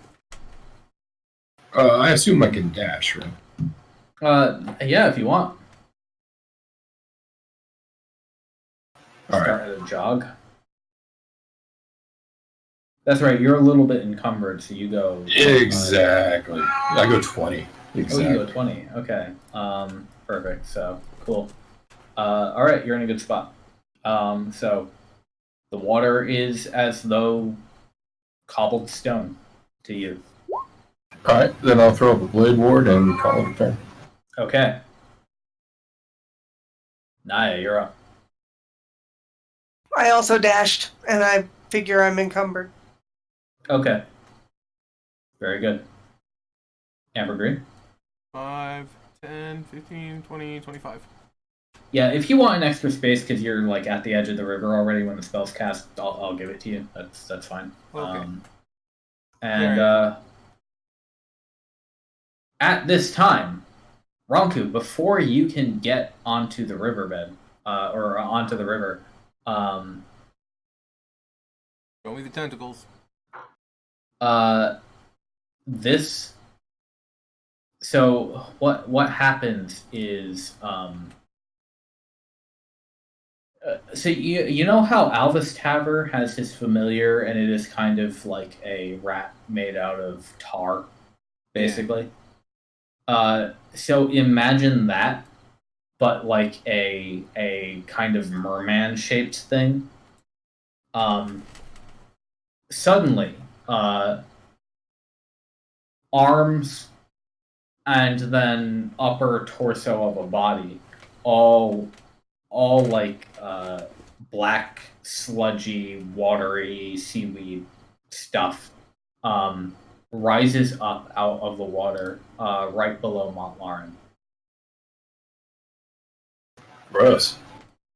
Hey, And it, in fact, is close enough, doesn't have to move. So it will attempt to attack Mont'larin directly. First, it will try to grab onto your legs as it is coming up from below you and claw at you. Ooh, that looks like a hit. Oh god. Yeah, roll 20 is not showing it to me. What'd you roll? Yeah, I didn't see Oh, it. I apologize. I rolled it on the GM Screen. thing. So, yeah, so you know what? I will re-roll it and you'll get whatever this one is. You better hope I don't roll a crit. Hey! Alright, last one was a 21. That's -10. There's the GM penalty. Okay. Thank you for rolling real good, all my monsters. So yeah, that's not going to hit Mont'larin. So you are you're speeding enough to see this thing come out of the water at you and kind of step out of the way of its claws. but it does have one more attack. And there's the 21 that we. Oh yeah, that'll hit. So it manages to, like I said, this thing is kind of like a amalgam of like river sludge and stuff and mud and water and muck and obviously like it's partly composed of this polluted stuff. So you can see that like in terms of organics, it's like claws, spines, like maybe a few too many teeth. But generally, sharp merman shaped. Yeah, it'll hit you for 7 piercing damage. Thanks to my blade ward though, that's half, right?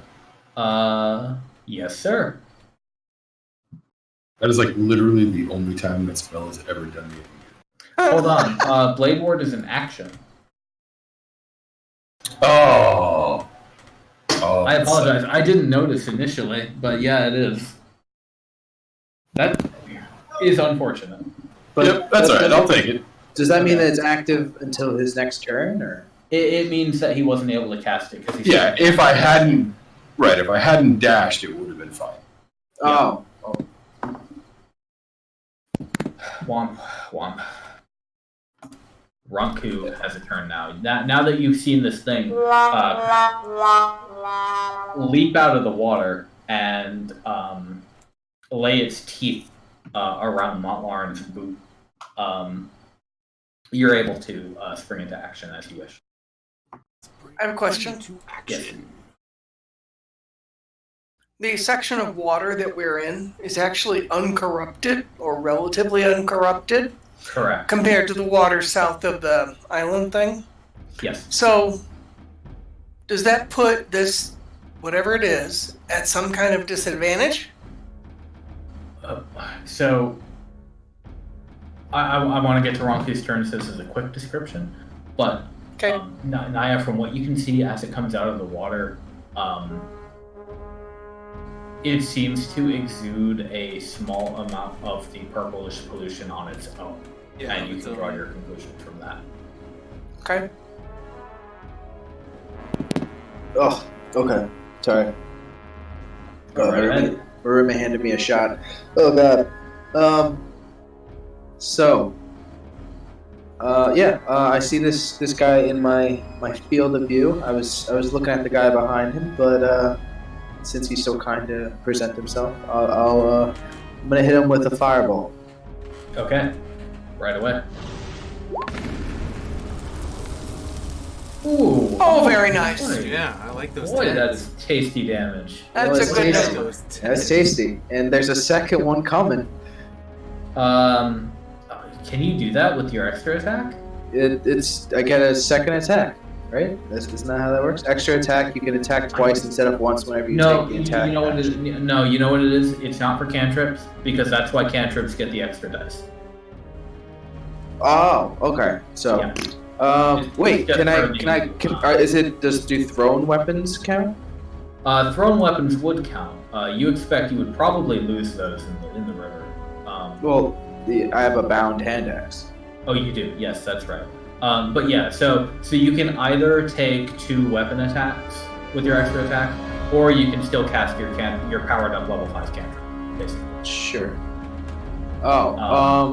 I can still move and you can still move and you can do bonus action. Okay, let's see. Yeah. So we will take that very good firebolt. 5, 10, 15, 20, 25, 30.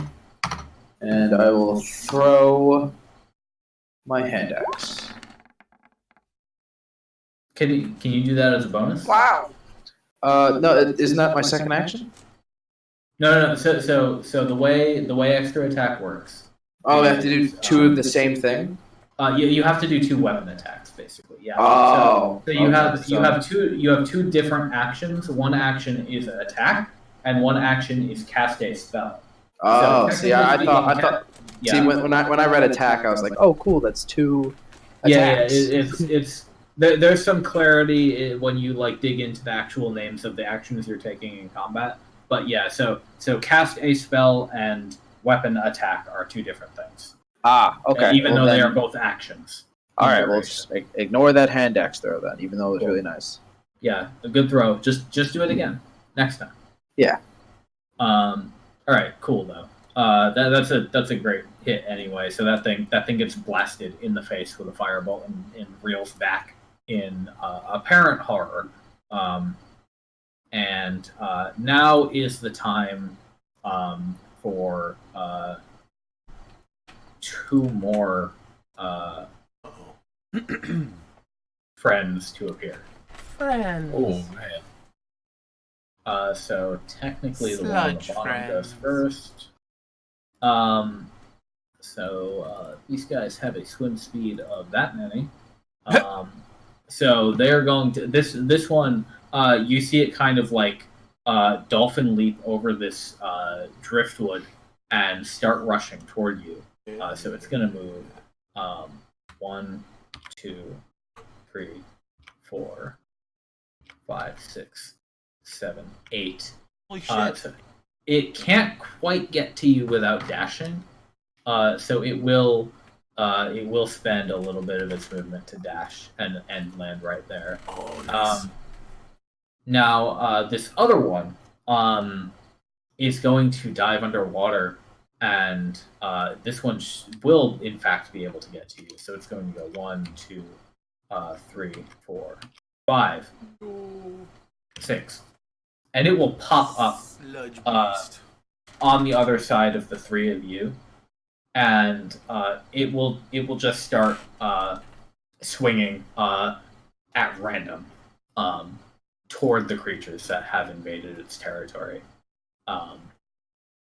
So first, it'll attempt a claw attack on Ronku, and then it's going to attempt a bite attack on Naia. I can throw protection on. Okay, you use your reaction, so it'll have disadvantage on that bite. You protect. Exactly. Ronku, I think your AC is higher than 10. Yes, it is. Okay, and Naia, I think your AC is also higher than 10. It is. Yay. Great. So that thing's attacks, fortunately for you, go ineffectual, and you're able to kind of jump out of its way as it bursts out of the water. You guys are water walking. So as these things pop out of the water, the waves they generate kind of send you rocking, and you have to try to maintain your balance. But they haven't done anything to actually knock you over. Mont'larin, you're up. All right. On the one in front of me. Okay. Nice Nice 3. That'll hit. And it will do 3 damage. Sadly, my backup attack won't. Oh, yeah, that second one is no good. So you, the way I'm going to narrate that is that you swing your sword into this thing and you hit it in just the right spot that it gets like a little bit stuck in the muck. Ew. You have to yank it back out, and this thing just the creature where normally there would be blood. You've basically opened a faucet of foul-smelling purple sludge. Yeah, you hit its stink sack.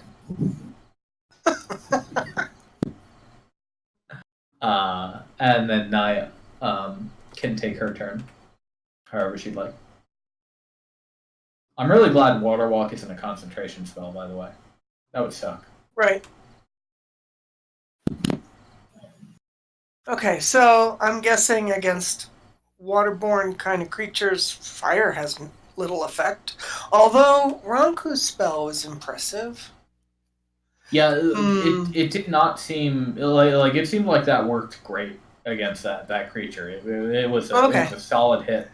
That's right, it was a solid hit. So I'm gonna do this against the one right in front of Mont'larin. Oh wait, Yes. do I have You one make coming up a- on me? Yes, if you make a ranged attack since they're adjacent to you, you'd have disadvantage. So you have to do something melee or a spell instead, or like a AOE spell. Yeah, because if you try to make a ranged attack with that, ranged attacks of all kinds, both weapon and spell attacks, have disadvantage if you have an enemy within 5 feet. So it doesn't matter if I'm targeting that enemy, it just matters if they're there. Correct. Right, like they're sort of running interference. And that's the case if you've got like a bow, thrown weapons don't count. I think maybe not. But bows, ranged spell attacks, all that stuff. So yeah, you'd have to do something melee, or you'd have to pick like a AOE spell. Well, darn. I like the hit on that. Yeah.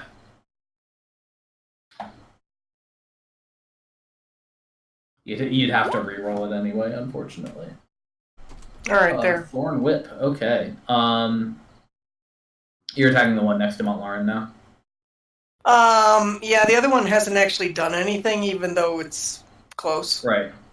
Okay. So unfortunately, 11 is not quite enough to hit this thing. Yeah, so I figured. You whip out your Thorn Whip, and you do actually strike it, but it you like strike it and wrap it around its arm, but it just dunks itself underwater for a second, and when it comes back up, your Thorn Whip is loose and not connected anymore, and you seem to have done no damage. Okay. Would you like to take a bonus action? No. Okay. Ambergrene, your turn. Indeed. Okay, first thing I'm going to do is cast a spell. That one. I think I just say, I cast a spell, and it happens. Okay, mirror image. Great, yeah, I know how that one works. Okay, so they have to roll to determine if they can hit you. That's not even concentration. Nice. Exactly. No, well, because it's a combat spell. You're supposed to do it right before you kick an ass.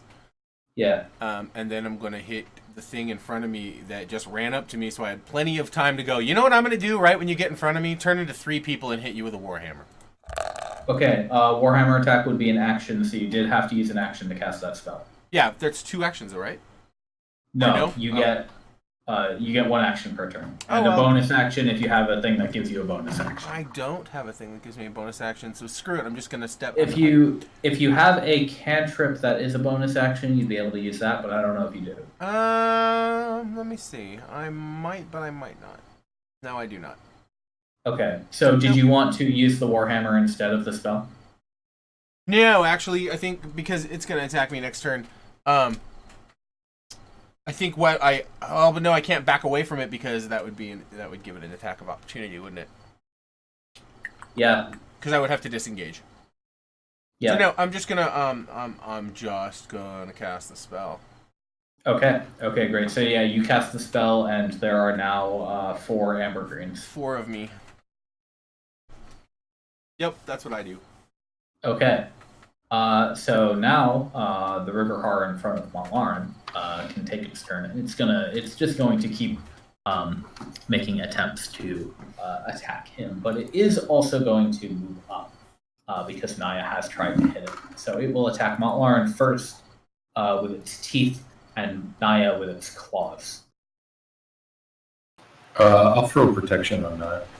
Okay, so reaction spent. Mont'larin, does a 13 hit you? I don't think so. It does not, no. Okay, Naia. Oh god.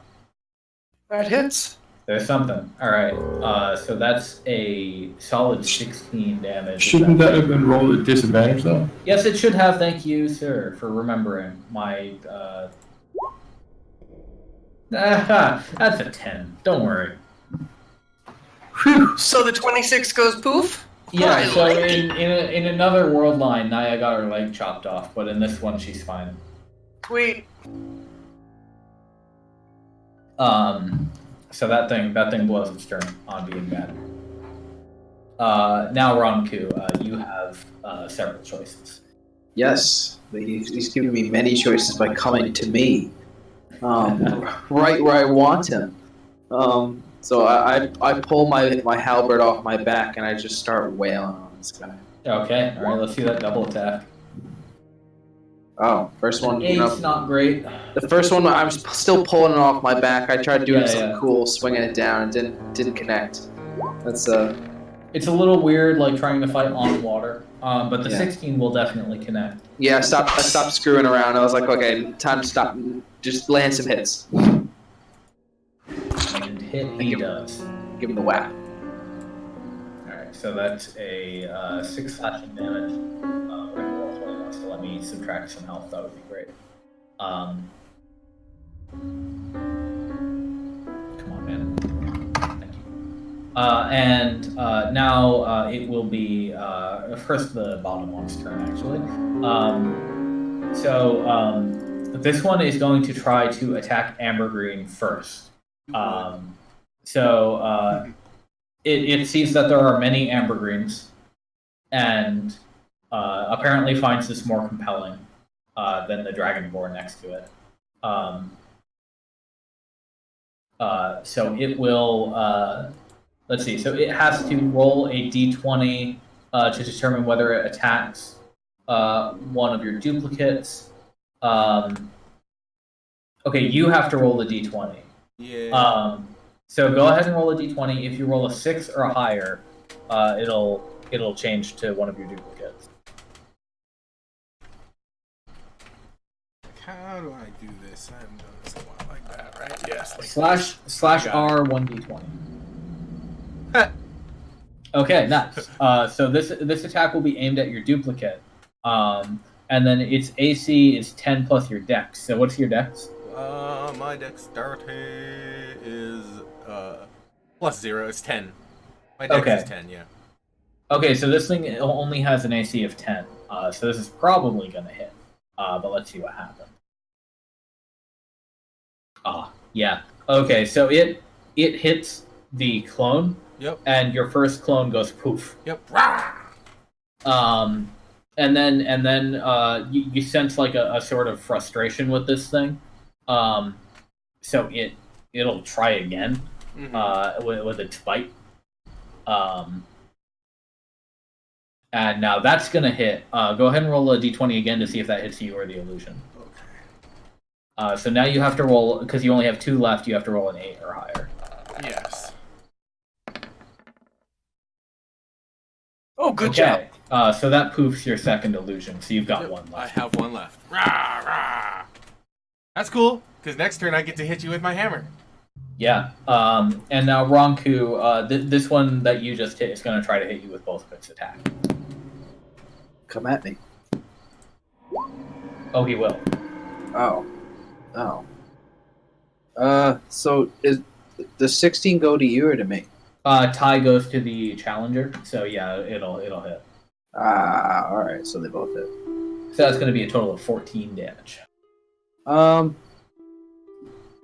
Yes, can you do a thing? Yeah, I'm gonna cast Shield as a reaction. Okay. Do you want to cast it as a reaction to the first one? Well, does it only block 1 attack?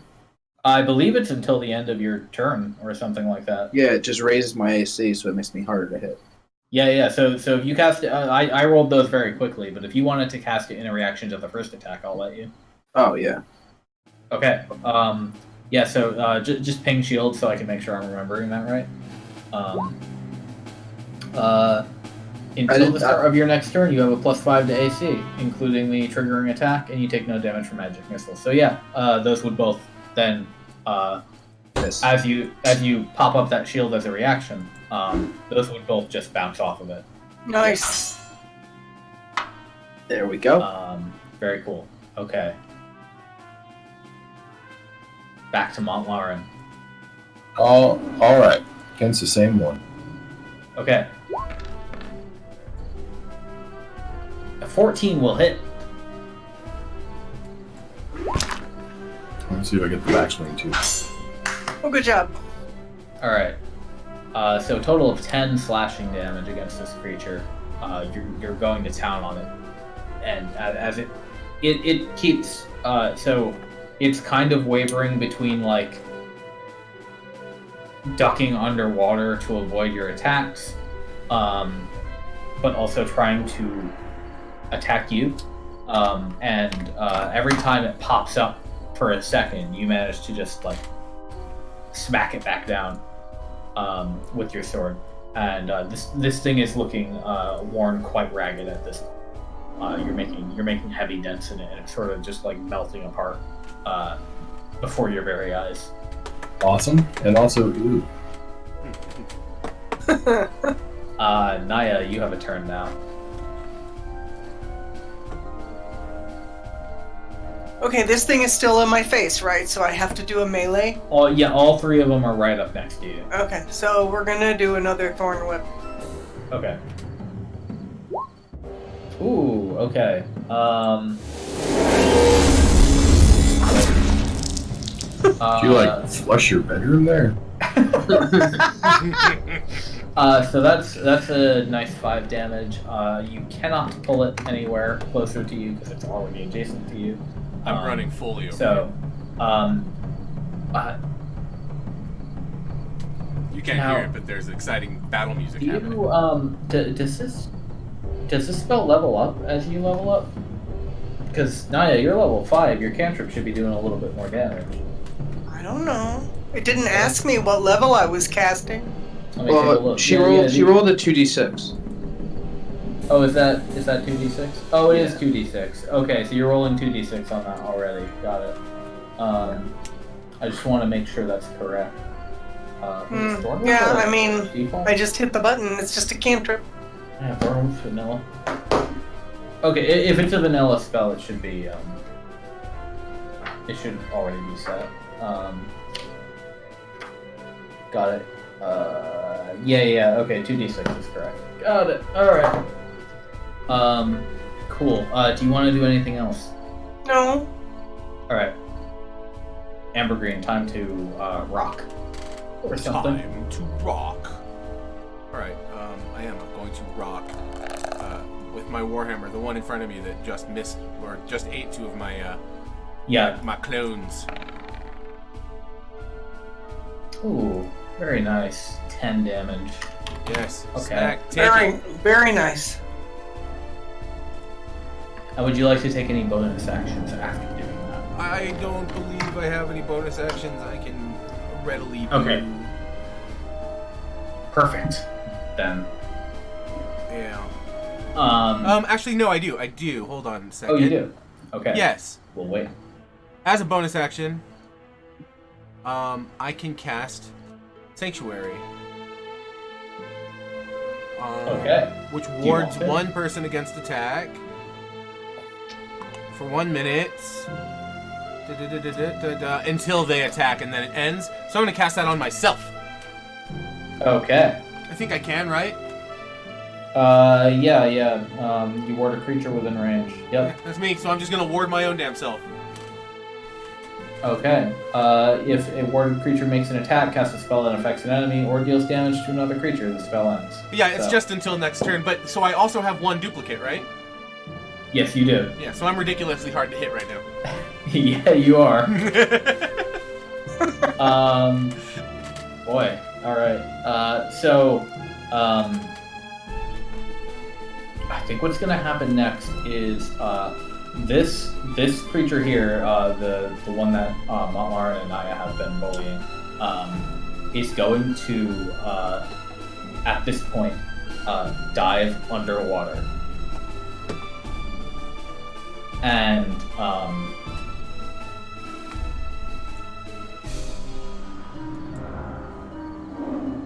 it is going to they're from below. You can kind of see it like 10-20 feet below you underwater. Wouldn't they both technically get attacks of opportunity? As they drop? Thank you for noticing. They can, if they wish to spend their reaction. Oh, I do. Go right ahead then, Mont'larin. That's no good. Well, it was the thought that counted. Too speedy. Too fast for you. Naia, I don't think has a melee weapon, so I don't know if she'd be able to make a melee attack. I think my weapon is a staff. So yeah. Oh, you could make a quarterstaff attack if you want. How do I do that? Just hit the staff button? Do you have a quarterstaff in your attack? I think we got. Yeah, it says melee weapon attack +4 to hit.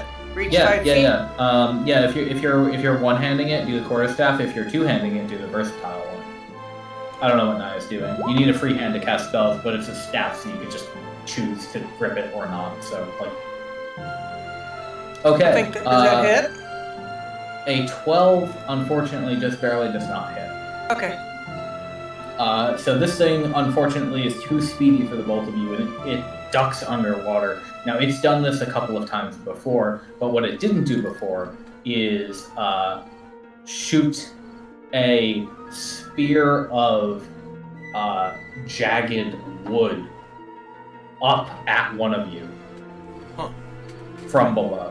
Mont'larin, you're being targeted by this. Oh boy. Oh, that'll hit.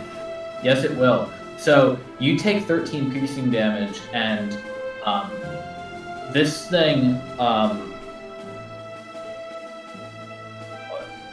you get the sense that this thing is viscerally attached to this creature because it goes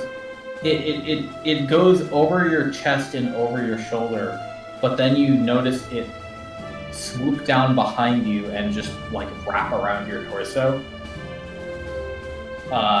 And then you feel it tugging you to pull you down underwater. Now, I am going to make this a strength contest because you do have Water Walk on. I was gonna say, Water Walk will prevent him from going underwater. If you look at the detail on that, it says someone underwater will be brought to the surface. Yeah, can you ping it? Oh, that's slick.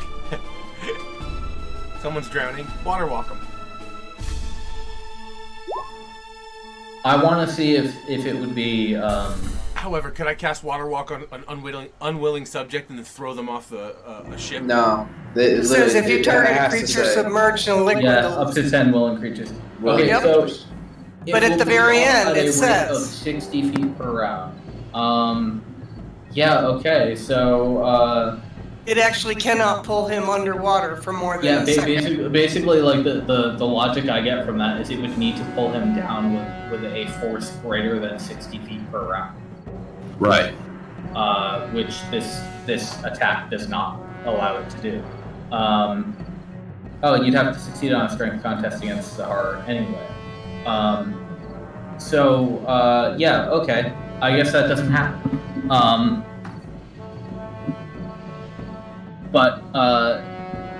So once it realizes that it can't pull you down, it will come back up and attempt to bite you to finish you off. Okay. Oh, wow. Damn, he is determined. We're rolling hot against one person in the party today. Jesus. Ouchie. No. Hey, what's your HP? Not great. I need to spend my next turn healing your ass. Yeah, I do have the capability to heal myself. Do you have a lay on hands available? I do, and I think mine comes in before yours, so I got it. All right. I'm fine. I'm fine. Well, at least you can't frickin' drown, but still. You've got this thing like wrapped around you with one of its arms, and then its teeth are just gnawing on your knees, and you're just like, no, it's okay. I got this. Ronku, you can take a turn between horrors. I forget. Do we play flanking or not? No. No. Okay. Too good. Unfortunately, unless you're a rogue. Yeah, this is a flanking party, but of course no flanking. So I'm gonna just keep slapping them. All right, let's see it. Good slap one.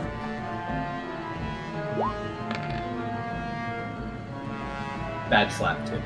Ah, damn. 6 damage only. And then we'll go into the other two turns. So, so let me see. Sanctuary needs to make a wisdom saving throw. On a fail, it needs to choose a new target. Okay. So this thing that was attacking you, Ambergrene, Yes. it is going to try to make the wisdom save. Do it. How wise are you, whore? It's a 15. Okay, so bop. Okay, it can't attack you. Oh, you too stupid. So it instead is going to try to attack Naia with both of its attacks. So Naia, it will attempt to grab you around the legs and do it. And do it. Yeah, that'll hit. And then it will attempt to kind of subsume you with its misshapen teeth.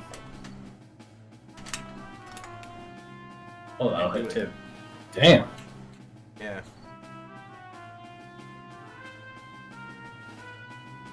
Okay, so that's a total of 18 damage for Naia. Don't forget you did have that +5, so that's actually 13.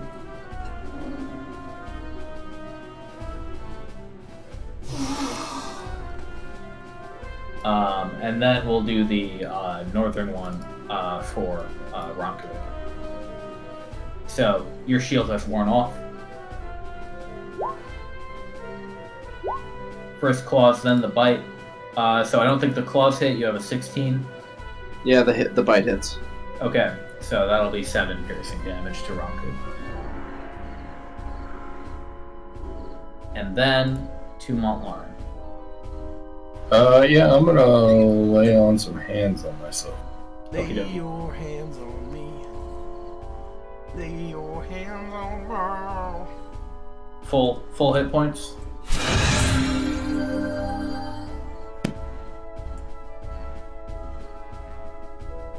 Full hit. 3 points short. Close though.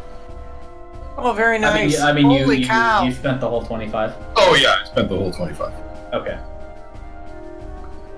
Very nice. And that was an action. Okay. Anything else you want to do? No. Okay. Naia. So you just took a big hit from that one. I can't believe that thing's not dead yet. Well, yeah. The one on the right is harassing Mont'larin. The one on the southwest is harassing you, Kerr. It would very much like to drag you into the depths, but it's having a hard time doing it because you're walking. Yeah. Well, the other one's more in my face. Isn't it or not? No, this one is. Okay. This one is actively trying to eat you. Yeah, this one's eating. Okay, so I moved one little square over. If you move, you may provoke an attack. Oh, okay, never mind. I'll move back. Okay. Is that thing close enough to me to force me to do melee again? They are all within 5 feet of you, yeah. Okay. Again, a spell that has some AoE component would work too. Thorn All right, Whip on that one south of me. Okay. That's a nice 10 damage. I swear it's not like a toilet.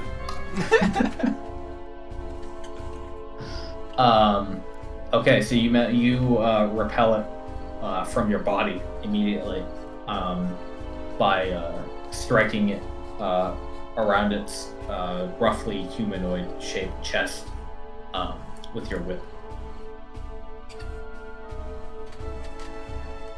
Ambergrene.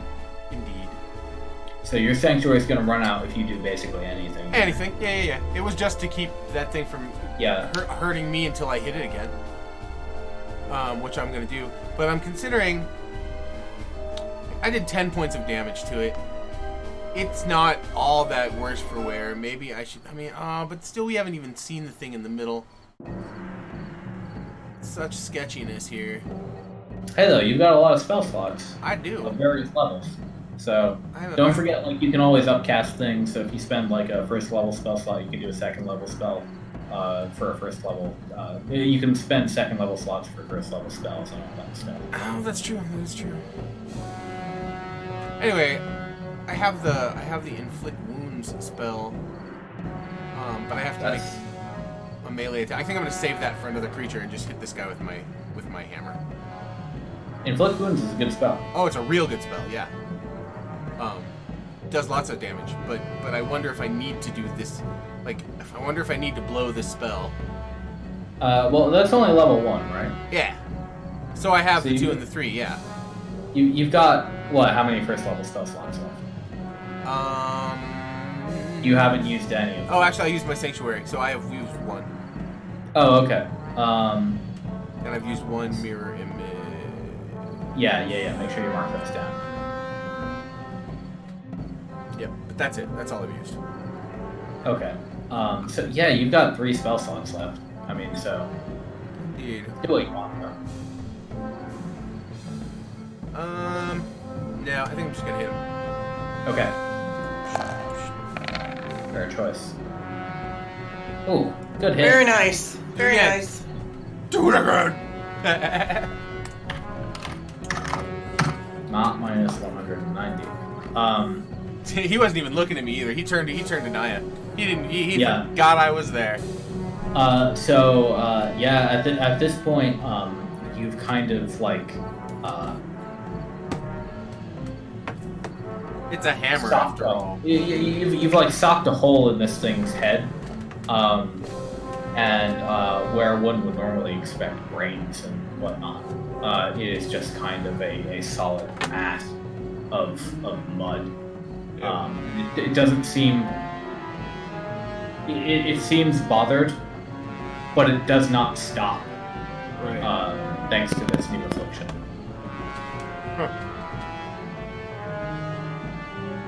Mont'larin, this thing is upset with you that you have suddenly gotten better than you were.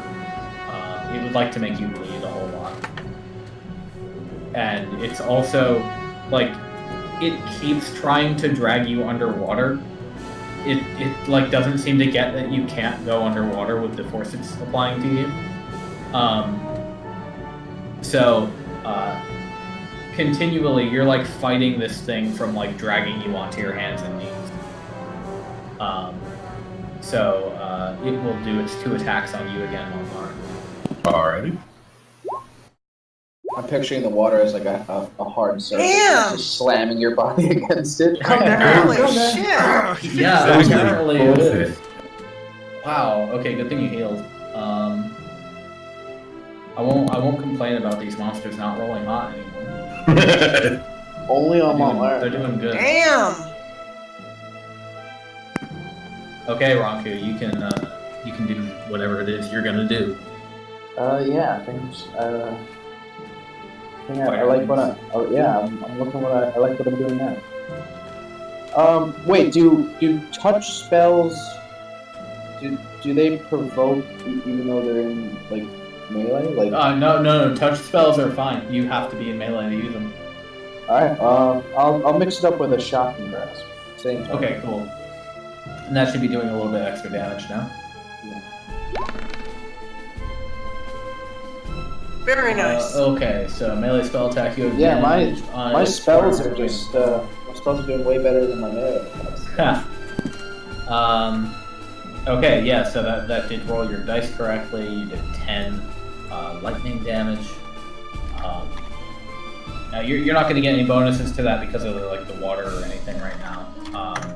But you do get the touch. A bolt leaps from your hand to the target, shocks through it, and it is incapable of taking reactions now until the start of its next turn, which is actually soon. So if you wanted to move now, you'd be able to safely.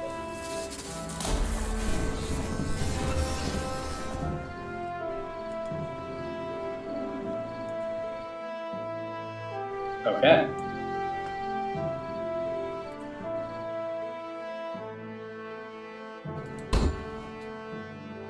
Good move. So Ronku springs back to shore. And the one attacking Naia is going to extricate itself from her partially, and it's going to try again to attack both Ambergrene and Naia. So first, it will do a claw attack as it like pushes Naia away with disadvantage. Thank you. 16 with disadvantage. Wow. Yeah, I know. But Naia has an AC of 17, so Nice. okay. Plus protection from Mont'larin. Well, yeah, that was the disadvantage. So, Oh, I see. Okay. yeah, so you're good. Yeah, nice. Yeah, barely. And then it's going to instead leap at Ambergrene. Now it's the gap you put in its head has suddenly, like the teeth have moved from where its mouth was to where this gap in its head To was, the and now hole. this hole is its mouth. You've created this. Lovely. Just lovely. So go ahead and try to roll above an 11 to see if it hits your body double. Oh yeah, hold up. That's shit for damage, but it will kill the double if it hits It'll it. kill a double if it hits it, yeah. Yeah, but What I is don't it? think The it last will one hit is higher you, than though. 11, I think? Yeah. Oh. Only 8. So I think that's good because that keeps the body double but hits you but doesn't actually go through your armor. Yeah, 5 damage, 11 to hit, and armor class of 14, yeah. Yeah, so that was actually the best case scenario. Yep. for Whoa! this. Nommed on me there. Mudbrain. Alright, now Mud brain. the I like it. northern Could have one. called him a mudblood. That's rude. Is going to swim directly toward Ronku at this point. So as soon as he leaves, it will give chase.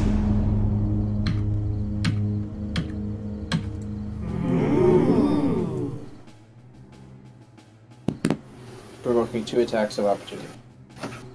Yes, sir. One from me and one from you. One from Naia. Oh, one from Naia and one from me. So if you guys want to spend your reactions, which you'll get back at the start of your turns, you can do a melee attack. Throw that one down there. Hey. You What can I do as a reaction? Anything or just melee? Only melee attacks work as Yeah. attacks. And I can whack my staff at it? Yeah. Yeah, that versatile. I was already mid-swing. I just kept going. You hit him on the backswing. right. Alright. Pull it back. Whoop, whack. Yeah, you Not great too. damage, but 8 more damage on this thing total. Cool. Is it dead yet? No, but that one's looking pretty melty too. They're all kind of in various states of collapsing, but they are still moving with vigor. So both of these attacks will go to Ronku. 1 and 2. So the bite hits for the a bite little bit of hits. damage. Yeah. So it has now gotten to the point where it is not really in the deep water anymore, and it has. You can see now that it is like a serpentine shape with a humanoid torso, but again, all made out of muck and vines and stuff, and it just it's coming at you like a shark leaping out of the water onto the shore. Does that put it at disadvantage? It will not. Fine. These things can technically move on land. Wow. They're serpentors. Alright, well. Uh, No, it's not my turn, right? Haha. Yeah. Mont'larin can retaliate against the thing trying to slam his head into the concrete water. Oh, I think I'm gonna do that. Ho ho! Yes, he will. So at that, you pierce your sword through whatever is equivalent to the vitals on this thing and pull it out. And as you do, the muck just collapses into liquid no longer cohesive anymore and drifts away in the slow current. Yay! Very nice. Alright, and I get 2 attacks. Do I have to make them against the same target, or can I No, move? you can in fact put anything you want between your 2 attacks. Oh, well, in that case, I'm going to move there and smack. Swing. Well, I'll wave my sword out. Yep. Yeah. Threateningly. Alright, Naia, you're up. Where did Mont'larin go? He just moved left a Yeah, little he's bit. just standing next to the beast. Is he? Oh. Yeah, I'm next to Naia. Okay, we're gonna see if we can get this thing to finish up.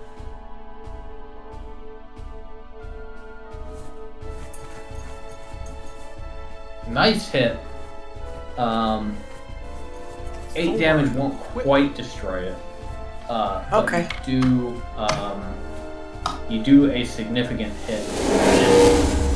I think we're nicely set up for Ambergrene. Okay. Yeet. I was just waiting for it to get whipped with the thorn whip so I could hit it with my hammer again. Hey, that will do it. Nice. Yay! You blast it, hopefully in the direction that's not your friend's. I was gonna say where you guys are standing is probably not great. Yeah. But it does splash into the water and dissipate altogether. And now Ronku, hopefully you can finish this one off. Well, if not, I got it next turn. Since he decided to walk within my range, I'm gonna just give him a nice shocking grasp again. Okay. That you will. That doesn't Nice. quite kill it, but it is a lot of damage. It is going to get one more turn to try to drag you into the deep, even though it literally can't. You think it doesn't really understand what's happening. Oh my. Wow. Oh dear.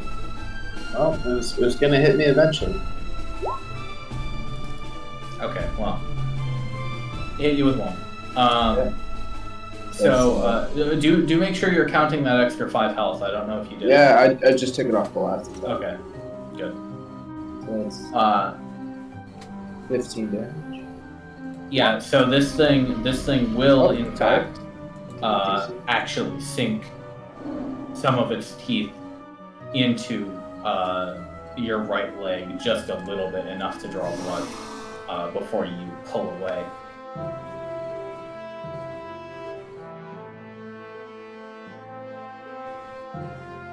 And now Mont'larin.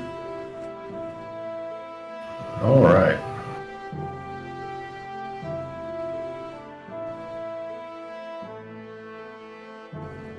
By the way, Ambergrene, I hope all that is royalty free. Otherwise, Nero's gonna get bopped. Oh yeah, I use Sirenscape, and Okay, perfect. in fact, all that they ask that you do, even if you monetize, is that you either put somewhere, "Hey, we use Sirenscape," or say it somewhere in the video, which I just did. Excellent. Yeah, I know he's had a few of the videos muted on YouTube before.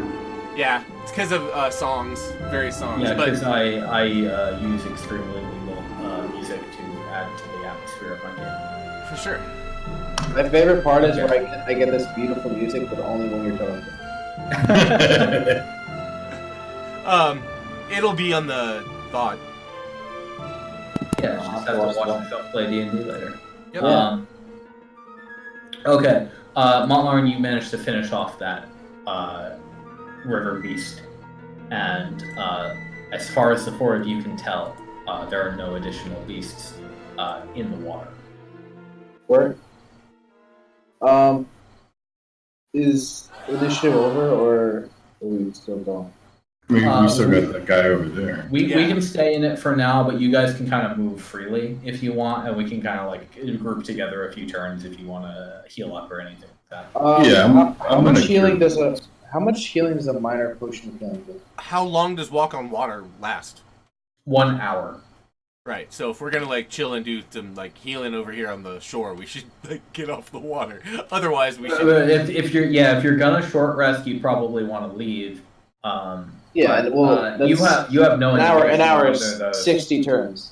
Yeah, you have no indication of whether those things are going to come back or not either. Right. And so I'm just curious. Are we gonna go see what? No, I assume we're pressing on. I assume we're pressing on. Yeah. I only have 2 spell slots for that level of spell. So I presume we're pressing on. Okay. I can throw another cure at Ronku. I would like to give you a small advice, which is that Naia has a completely broken healing spirit. Say that again. I would like to give you a small advice, which is Naia, that your healing spirit is very strong for healing, especially in a non-combat situation. Oh, true. Because it does like what, a d6 per turn per person. Yeah, per Okay, person wow. that passes through it per turn. Yeah. That's crazy. Yeah. Oh yeah, I remember using that for There we go. fights. Yeah. So if you wanna pop one of your second level spell slots, you can probably heal everybody to full in 10 turns. Alright, so I placed it there, which means it should hit everybody, and it's basically So 4 hit points per turn. basically, like, you guys need to just run through it. So let's see, average of 4 hit points per turn is going to be 40. So that's going to be a full heal after a minute. AoE heals. So, I'm not even going to make you roll it. You get a full heal. and that's with the bonus health as well, right? Yeah, that would include your 5 bonus hit points for everybody except Mont'larin. Word. All right, I'm full health again. That spell is so broken. It's great. But for future reference, how much healing does that minor potion of healing do? 2d4 plus 2 Okay. for a regular healing potion. A regular or a minor? What do you have? There's One. no. I don't think there's such thing as minor. I think it's just regular, and then it goes up to greater. Okay, because I have it here written as minor. I'll take the I think it's regular, greater, major, and then supreme or something. Okay. Supreme has sour cream and guacamole. Naia, you should heal as well, because you'd be able to use that spirit. All right.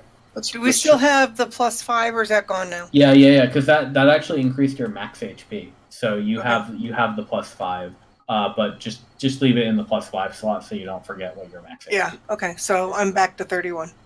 Cool. Can we, before we start the next thing, can we take a 5-minute break?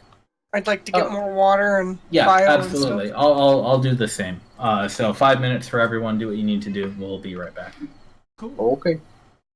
Na na na na na na na. And just for reference, game won't be too much longer. Probably another hour or hour and a half. So. Okay.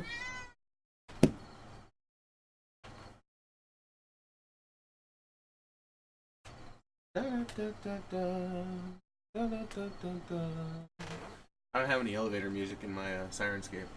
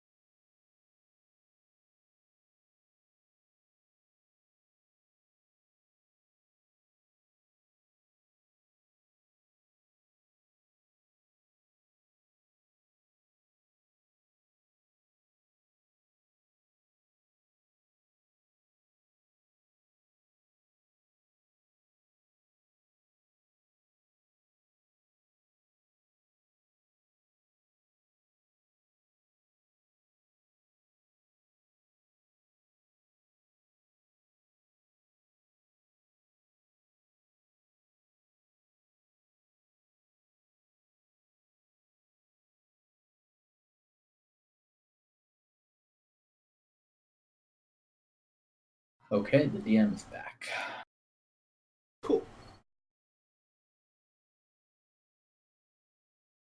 Cool. Cool beans.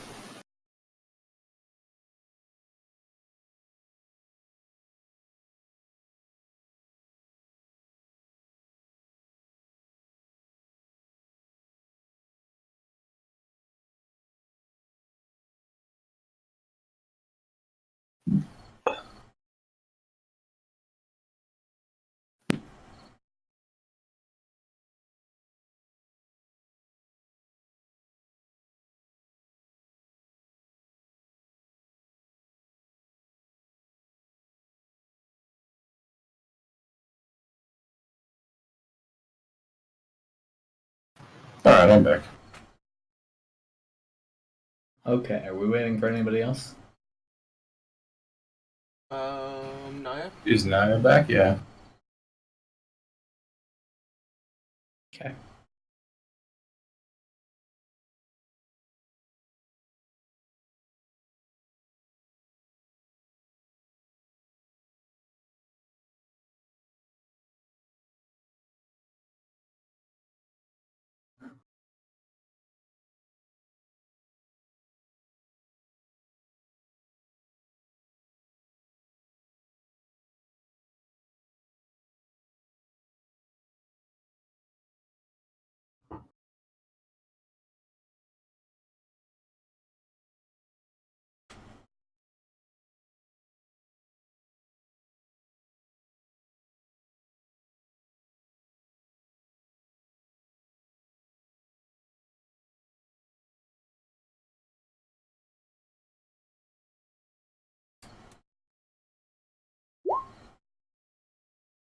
Oh. Oh, okay.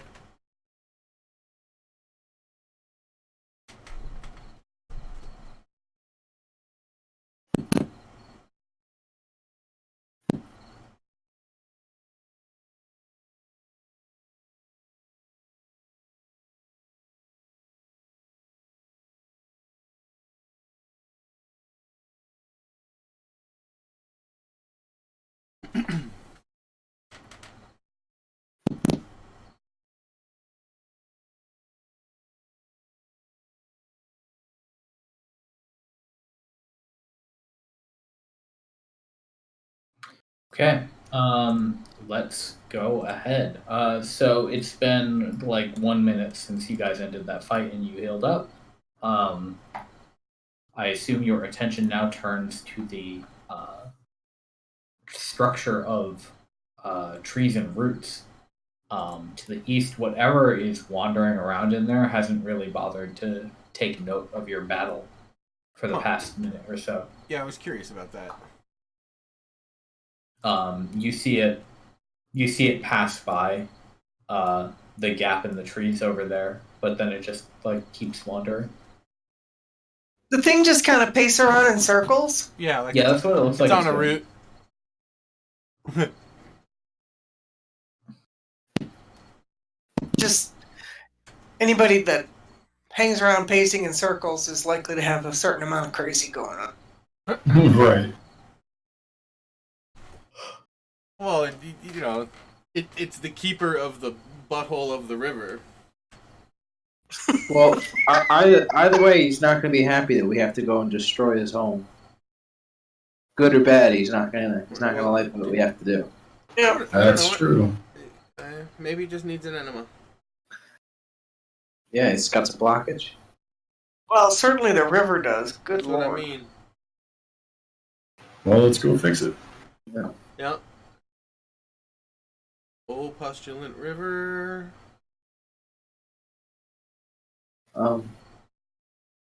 So we're like 100 feet from the guy, right? Yeah, it's...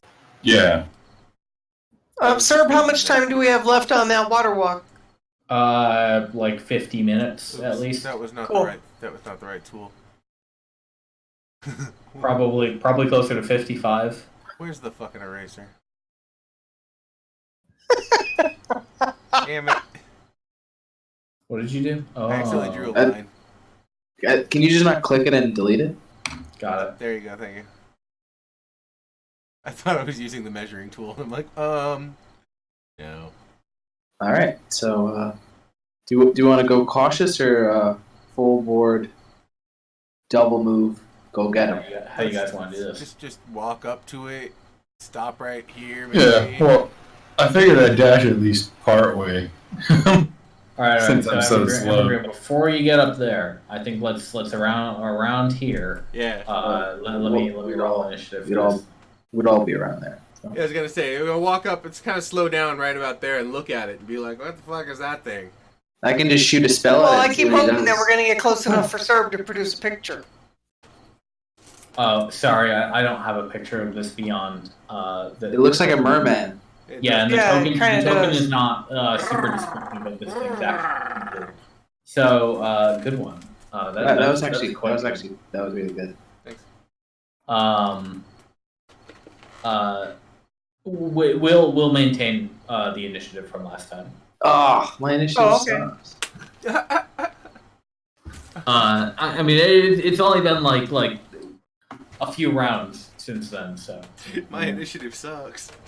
Sounds like you're. Mine didn't change. Well, I mean, I guess technically being at the top or the bottom of the initiative doesn't. It only really matters for the first round. Beyond that, Yeah.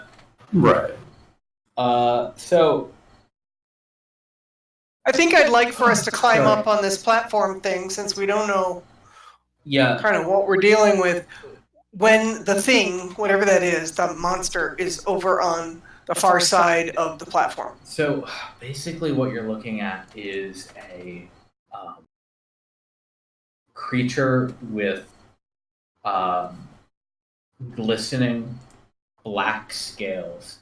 It's similar in like composition to the ones that you just fended off, but instead of a snake tail, it has legs. It has a huge humanoid muscular torso. It does actually have a spear that looks like it must have just like torn off one of the big branches of one of the twisted trees around this platform, and it just carries it around with it.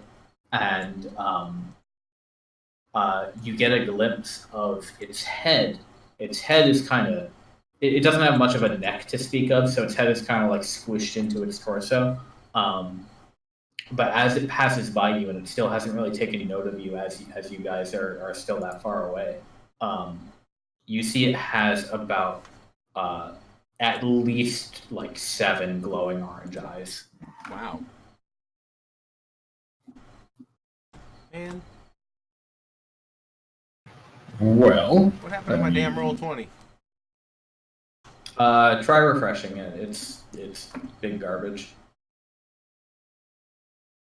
I navigated away from it, and it went away completely. Oh, what was convenient? I navigated away from it on a different page. Went away completely. That is freaking weird. don't worry. Next campaign, we won't be using Roll20 at all. Yay. I like Roll20. I admit I haven't tried Fantasy Grounds yet, but Self-contained, which is nice. yeah. Because when I stream it or record it, I don't have to do like a monitor capture or a terminal capture. Right, you can just capture the app. I can cap the app, right, and then I can click around and do other stuff like mess with my sound effects and things without losing focus. Right. Mont'larin, this creature is dripping with sludge. Okay, well, never mind that then. Now that we have a better look at it, can we can we re-roll the knowledge nature, or is it just? You could give it an Arcana. Everybody can if you like. I am. That's something I'm good at. Mont'larin's apparently better. Oh. No, I just throw all my 20s in skill checks. I'm an academic who only does battle spells, apparently.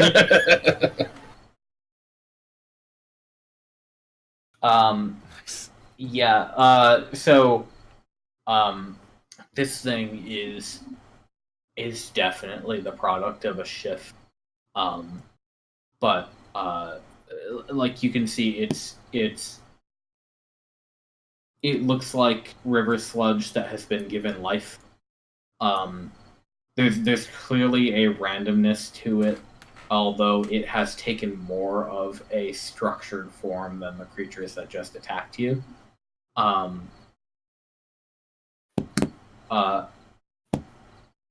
However, Mont'larin, you get the feeling that this thing may be,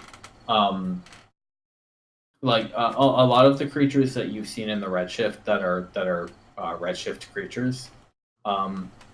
They tend to just like wander, meander around. This one seems attached to this particular location.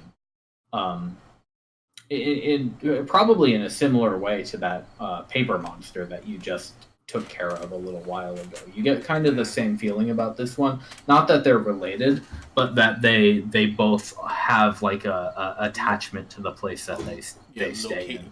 Right. Locationality. Is that the right word? Territorialness? Mm-hmm. Yeah. Yeah, but moreover, even just like they're bound to the place that they're made of. Right. But like, it's the idea that like this thing could not have come into existence anywhere else in this place. It would only have been here in this specific spot. Right. And probably hasn't gone anywhere else. Yeah, that's you just kind of just the way it like moves and the way it patrols. That's just kind of like a gut feeling you get about it. It's funny. I was saying that it's on a patrol. It's got a few waypoints. They're all linked one to the next. It's just walking in a circle. Has a loiter on one of them. Ooh. 1 to 3 seconds. I throw a rock to distract it. There's an extra one like over here to make it kind of like look like it gets off the track a little bit. Right, but it's exactly. It's only got a chance to go to that one though. Yeah, absolutely. Yeah. So can I throw a rock to distract it?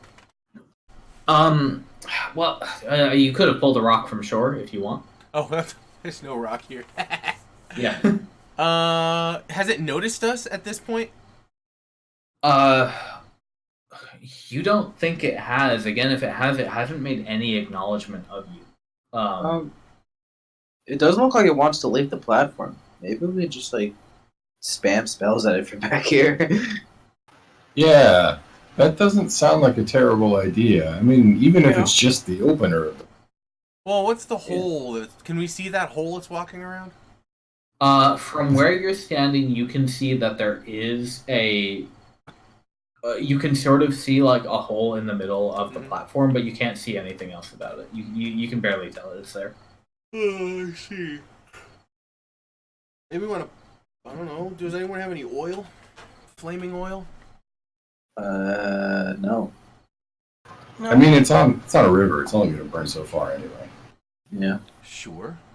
I'm guessing all the wood's like damp and stuff. Yeah. A lot of it, especially around the base. I don't have any. Like the tops are pretty dry. Like you think if you lit the like branches on fire, they probably burn quite nicely. But less so around the bottom and around the walkable. So how do we want? So how do we want to just charge in or give him a volley from over here and see how he reacts? Well, yeah, I got a range thing I want to try before I close. Huh. What if it's nice? Well, then it's gonna die. I mean, what if? I actually wondered that myself. Or what if something it has something similar. to say to us? It's Right. it's bathing in bad juice, guys. Does anyone speak Okay. gross sludge monster? Yeah, I was gonna say. No. Sorry. Well, I have tongues. Oh, maybe. Does tongues talk to things that can't talk? No. Spell grants the creature you touch the ability to understand any spoken language it hears. Moreover, when the target speaks, any creature that knows at least one language and can hear the target understands what it says. If you want to go touch it, be No, like No, he can touch himself. I can touch myself, then, right? yeah. I can touch myself and then say, "Hey, gross garbage monster, do you speak any languages?" Hey, listen. Right, and see what it says. Right. Yeah, if you want to use a spell slot for that, I'd be on board with it. Ambergrene, you didn't prepare tongues. Though. You're right, I did not prepare tongues. That's too bad. Oh, well, this is a nice theoretical conversation we're having. Yeah, never mind. Never mind. If you want to change your preparation, I can let you because you haven't used any of the other two. But no, it's fine.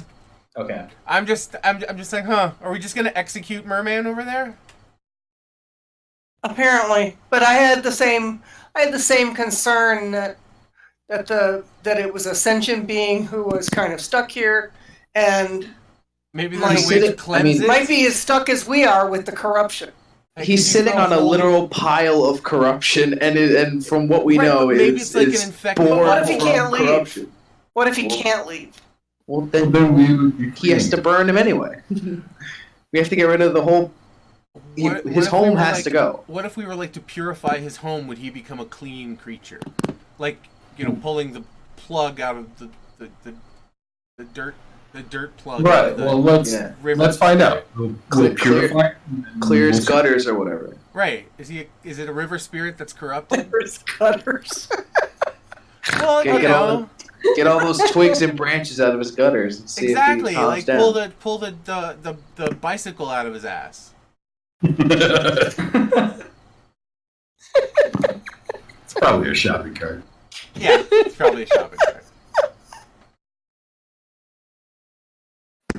I have a thing I can try. All right, what do you want to try? You're up first, so. Ooh. Wow, double ones. That's an unfortunate damage roll on 2d10. Oh boy. I know, right? But I'll put it right there. What are the odds? Well, 1 in 10 twice. Yeah. So we're just attacking it then. It looks like it. I mean, hey, this is fully up to you guys, but struck with a moonbeam. All right. So concentration. Let's see. Starts to turn there, engulfed in ghostly flames. Constitution saving throw. Half as much damage on a successful save. Okay. You can use the action to move the beam up to 60 feet. And it does have friendly fire. Okay. Got it. Okay, so on its turn, it will make the saving throw. Right on. All right. And then I'm going to step forward too. Yeah. So I would imagine you step forward as you're casting and you slam that down, and it just bathes in moonlight. Exactly. Naia. I guess you guys are fighting. I guess we are. So again, this is all happening kind of simultaneously. So Mont'larin is like in the process of casting his spell, so you can kind of toss in something of your own in the meantime.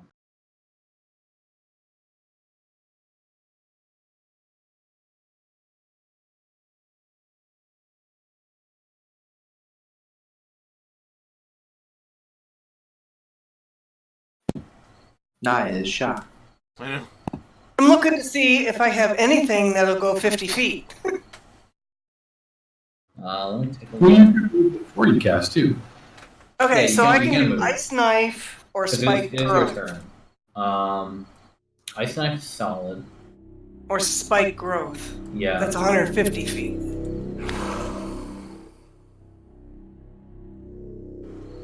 You do also have Wind Wall if you really want. Yeah, but I figured I'd save that for later because Yeah. I might need a healing spirit, and I might need, something. Thunder Waves Bartender, and pour me a stuff. healing spirit.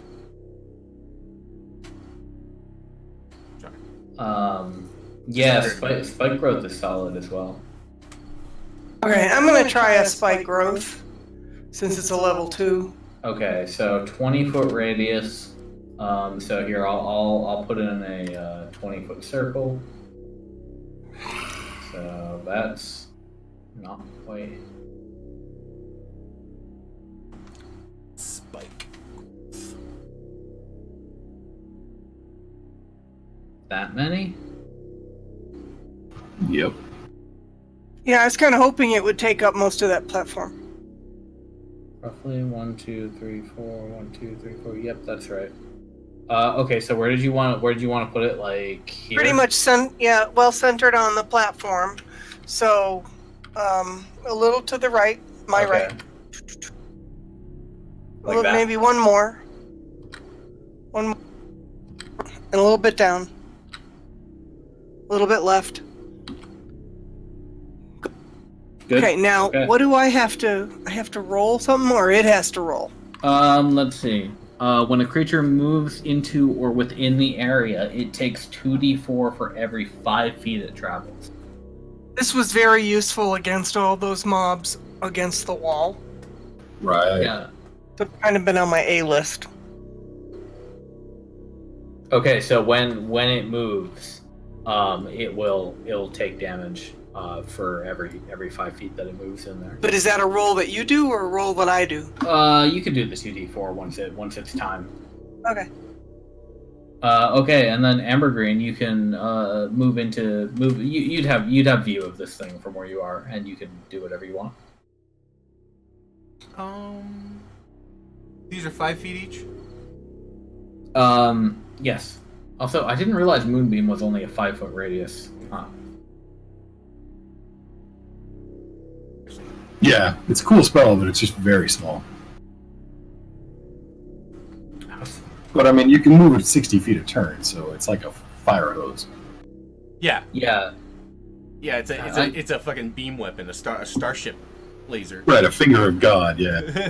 I always envisioned it as being like a 20-foot circle, but yeah, okay. Oh, Yeah, and I always thought it would have a stun with it, or a blind, or something. All right, and then It does fuck up shapeshifters. Yeah, but not anybody else. I mean, if somebody threw a moonbeam in my face, I'd be blinded. I'm gonna I'm gonna move and then cast a guiding bolt at level 2. Ooh, okay. Let's see it. Hope it's a hit. Me too. Aww. Oh. Oh no. No. Nice Yeah. damage, though. Shit. Would have been. So yeah. So what's gonna happen there is so Mont'larin strikes down the moonbeam. Naia grows these spikes all under and around this thing, and Ambergrene, you run in Yep, and right you cast your guiding bolt just as this thing turns, and you see all 15 of its eyes. Ugh.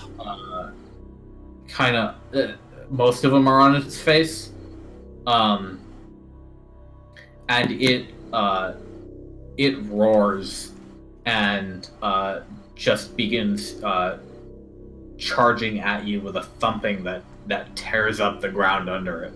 Yeah. We knew this was It should be taking Yeah. some damage. Let's it just will. talk to him about it. I'm sure he's very reasonable. So first things first, he's gonna make a. This thing's basically an eldritch monster.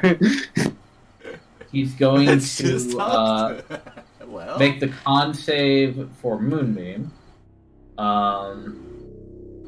So we'll see how that goes. Oh boy, does he! So he takes 2 radiant damage to start with.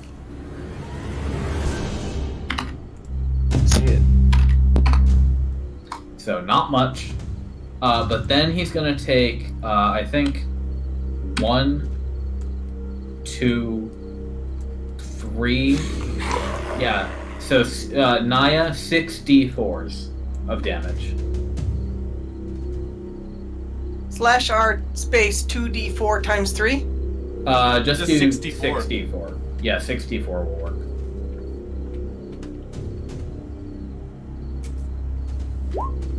Oh. Okay. That's why it's effective. Nice. That's a good start. that's even fairly low for what it could have been. Yep. Yeah. Right. And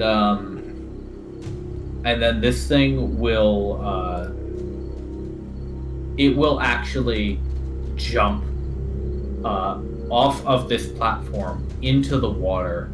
Ambergrene, As it passes by you, I get an attack of opportunity, don't I? only if it leaves your area of influence. It's true. It's true. Not as it enters.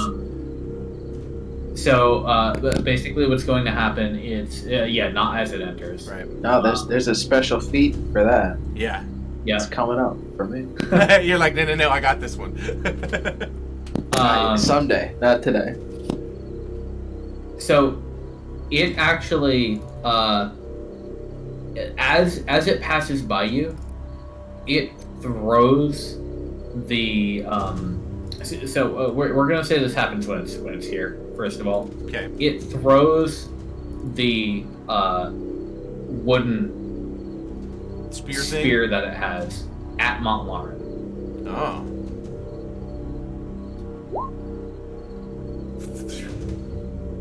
Mont'larin, you sidestep, and this thing then leaps past Ambergrene and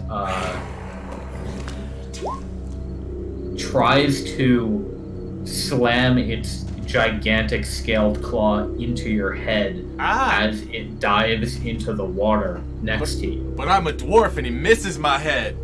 He does. So it goes underwater right here and leaves your field of influence. Oh, So you have that attack. I get to swing at it. You can if you want. I'll take its ass out. Okay, well, maybe not. Maybe I just swing. You just swing. This thing is fast. You see it go underwater. Right. And heads up. Creepy. It pops up again behind you, where the spear that it had hit the water and was floating for a second before it like flopped back into the water and floated away. It launches up and grabs the spear out of the water again and it's done this before. Just roars at all of you. It has about 3 rows of teeth, top and bottom. Oh, that's not the button I meant to hit, but it does work. Hey Ronku, your turn.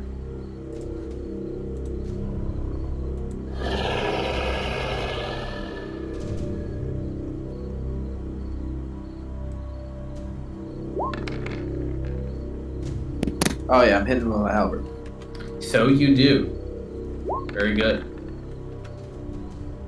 Just one of them though. All right, just one of them. Still, 12 slashing damage is a lot. Very good. Okay. Any movement or anything? I'm gonna move down here. Okay. Paladin. Oh, I'm gonna try smacking him. Okay, and 18 Nice. will do it. Oh, I'm gonna try smacking him again then.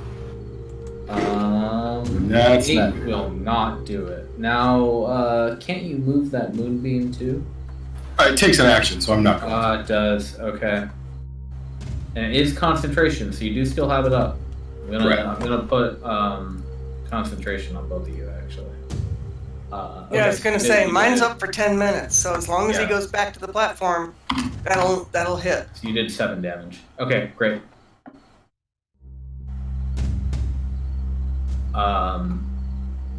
Naia.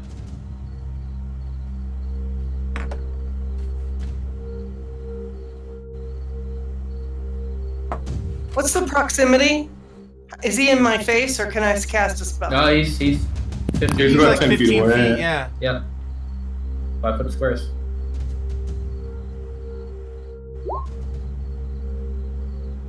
Alright, that'll hit. 7 fire damage, that's fine. 6 and a 1. I wish it was more damage, but I'll take it. Perfectly average 2d6 damage. 2d8. This thing is actually is it 2d? Oh, it is 2d8. My bad. This thing is actually, you guys are pummeling it pretty hard between Ronku and Mont'larin and Naia sniping it. It's taken a lot of hits already, and you are drawing putrid blood out of it. Yeah, flooding into the water. Yeah. That we fortunately don't have to go That into. you, exactly, aren't standing in exactly. Gross. Oh my god. Ambergrene. Quite.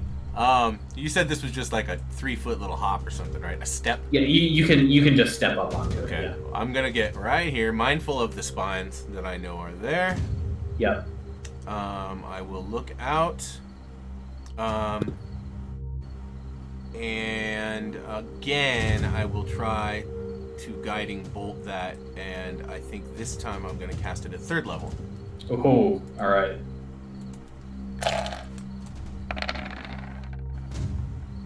Oh, very nice. That'll do. Got him. Very nice. Okay. Yeah. Okay. That's big, and it has next attack roll made against this target has advantage. Right. Yeah, that's for all you all. Okay. I'm helping. You are helping. That's that's awesome. Okay. Boy, oh boy. Okay, this thing is going to. Wow, I think after that it has to just try to just leave Mont'larin and go attack Ambergrene. Well, I'll take an attack of opportunity. Well, I and would you'd think have that advantage. we'd want to get the hell away from people. Yeah, and you have advantage, exactly. That was the hope.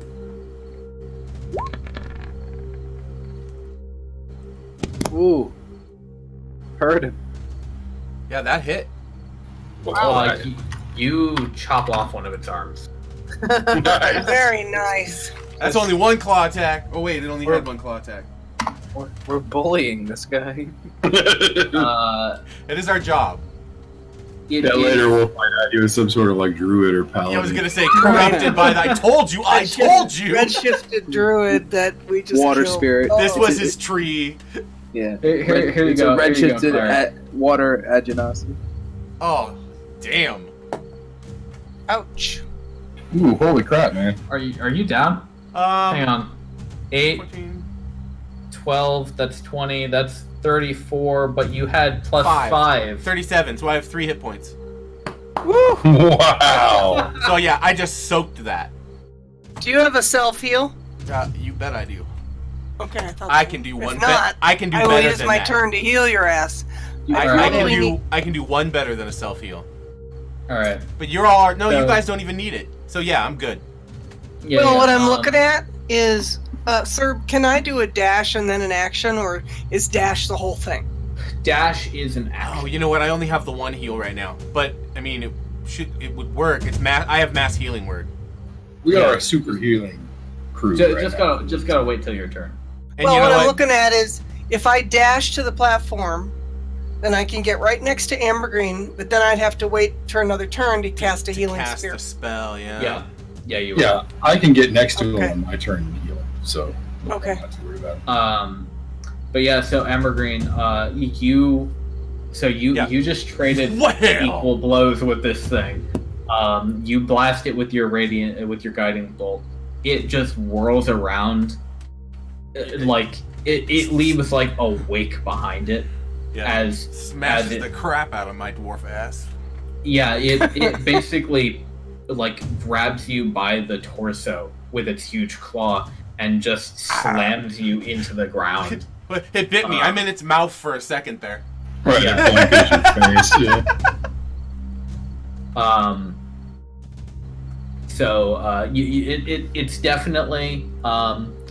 It's definitely made a few deep gouges in your armor. There is definitely blood on your body that you're pretty sure is yours. But you're up. You're not down yet. And now it's Ronku's turn. Yay for still standing. Exactly. I am a hardy dwarf. I think it's the time to pull out the big guns. Nope, that Don't Nope, ignore not that. not that one. Ignore Okay. that. Ignore that. All right, I ignore it. I meant to click this. Oh, chromatic orb. 13 choice damage. Fire. All right. You strike it in the back with the fire orb. 4-inch diameter, so it's very small actually. It hits the creature. It spreads like oil across its surface, and the thing roars as it collapses backwards and splashes into the water with steam billowing out. And once the steam clears, you see the sludgy body just washing away and dissipating. Ooh, got him. Got him. You guys took care of that in short order, and all it cost was almost your cleric. Easy. Oh, I would have made it out of that. Calculated. I would have made it out of that. I had more than one plan. He knew Okay, the so risks. can we all just like mosey on up to that platform now? This is trivial, yes. As you guys walk Like- up, I do mention that I could heal us all, but no one needs it but me. The only heal I brought along was Mass. I will heal you. We need to. Can we remove the pink thing too? Yeah, you can drop concentration on your Okay. spell and return And then it. we need to see what that thing is in the middle. Yeah, we do. I'll go ahead and heal. Yeah. Turns out my racial healing is just poo-poo garbage, so I couldn't help you anyway. That is how racials go. Yeah, so figure out how you guys want to heal up, and then we can investigate this object. Yeah, do you have it, Ambergrene, or do Well, you want one of us to? No, I would like one of you No, I'll with a lesser spell to do it, because the only one that turns out the only heal that I have readied is Mass. Got it. Okay. That's a party saver. Well, then, Naia, I will leave it to you. Thank you. Regain 7. Thank you. Well, all right. I hold should on. probably have cast. Let me throw one at you too. There you Oh, okay, cool. Thank you. Don't say I never gave you. Hopefully, I won't have opportunity to pay you back soon. But if I do, Well, I can cast Healing Spirit again. I just before I do that and use that spell slot, I want to see what this thing is in case I need to do it. yeah, absolutely. Another level 2 spell. Well, yeah, and I have Dispel Magic, and I'm curious, depending on what we determine about this, if that would be useful for what's going on here. Yeah. Okay. Alright. Ronku, did you want to join in? Oh, I'm here. No, I was. Okay. Unless he wants my minor healing potion, I can't really help him. No, I'm good, thank you. All right. So you do not need perception rolls for this. What you see is so all four of you look down this hole made out of these root structures, and what you see is that you are actually standing on basically a floor 2 of a structure that goes about 10 feet underground or underwater, I guess. 20 feet underwater. There is a base underneath. You can see from the daylight above, shining in, that it is similar in structure to what you're currently standing on. It's just fully submerged and dry. It is watertight.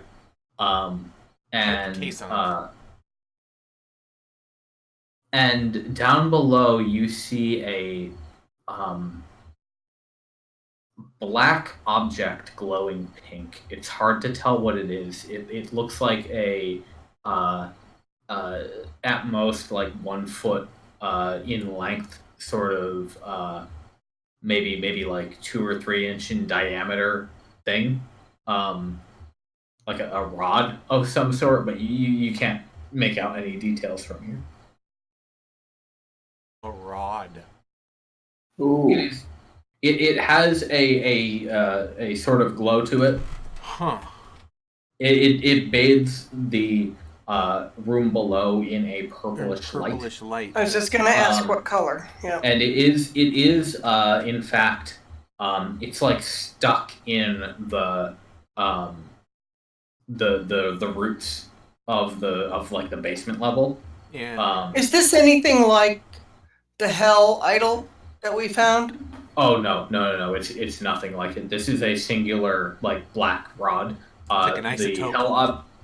the hell object you found was a well crafted wooden totem of like oak. If you want to go down there, I have a rope I was on gonna me. say I don't think I have rope. I was just I have looking. some rope, I think, but I'm not sure we should touch it. Well, So no. I'm kind of looking at what can we use to Pick it up. contain it, or Yeah. Yeah. Well, how much rope do we have? What is it? Rope? Whether made of hemp or It's silk? 50 feet, right? Yeah, they're 50 feet. Yeah. We only need one rope object to get us up or down. okay, yeah, Yeah. it looks like I. Well, so what I was suggesting is that one of us goes down with the rope, ties it around the rod without touching the it? rod. Yeah, I And can then we try it. haul them both back up. Right. I can try it. Yeah, I mean, I can go down there and do that, and while I'm down there, if I don't see anything else, How big is the rod? Again, not more than like a foot in length, so handheld. So a small pouch that I got from the vendor. How big is that? That holds, I think, 6 pounds of stuff, but it's definitely not like a foot in. Right, Yeah. but you But could. if you put your hand in it, Yeah, you could use use it that as a glove. Yeah. Oh, theoretically, yeah, I guess. You could even All then right, turn well- it back inside out and turn it into like a hilt. Right. Okay. So that's what I'm looking at. Is I have an extra pouch, empty. Yeah, you can That stick it on the end makes to make sense to me. a rod condom. Fair enough. Yeah. A That's what I rod. Okay. Rod- So I tie Okay. my rope to some of the roots that are near the hole, and Yeah, then I easy enough. descend downwards. And I give you that pouch. Yeah. Okay. I guess I'm gonna kind of like peer down in there to make sure like he doesn't get jumped without me noticing. Right. Yeah. I don't have a I'll be torch or a light.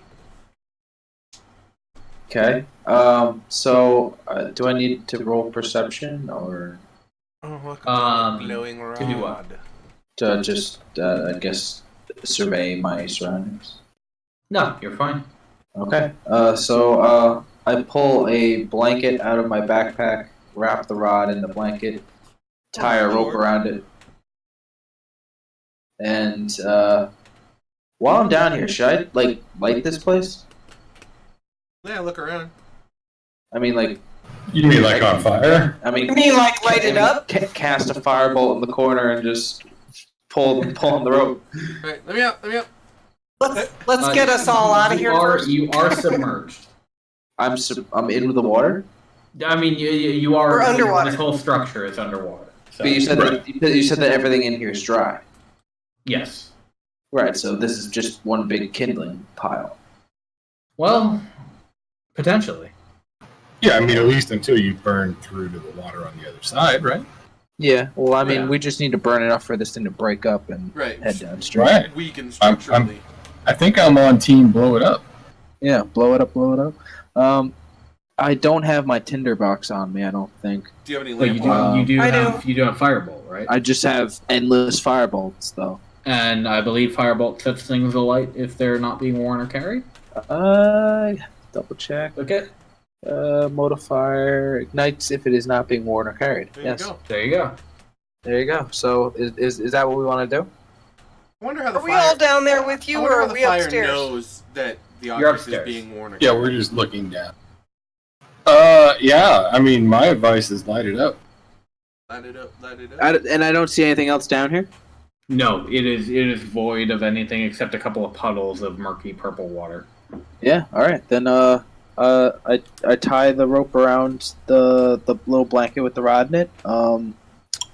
I throw a fireball in the farthest corner, and I climb the rope back up. Okay. Now, do you are you like pulling this thing with you from the rope from afar, or are you wrapping it in a blanket and then carrying it? I tied it probably around the end of the rope, and then when I got up, I would just pull the rod up. Got it. Okay, that makes sense. Okay. So you shoot a firebolt. You see it catch a little bit and start spreading along the loose branches down below. So you quickly scramble back up, and as you do, you pull the rope up back behind you, with this thing dangling, and as soon as you yank it out of the, so it was in the roots, so you actually would have had to pull it out first to get the blanket fully around it.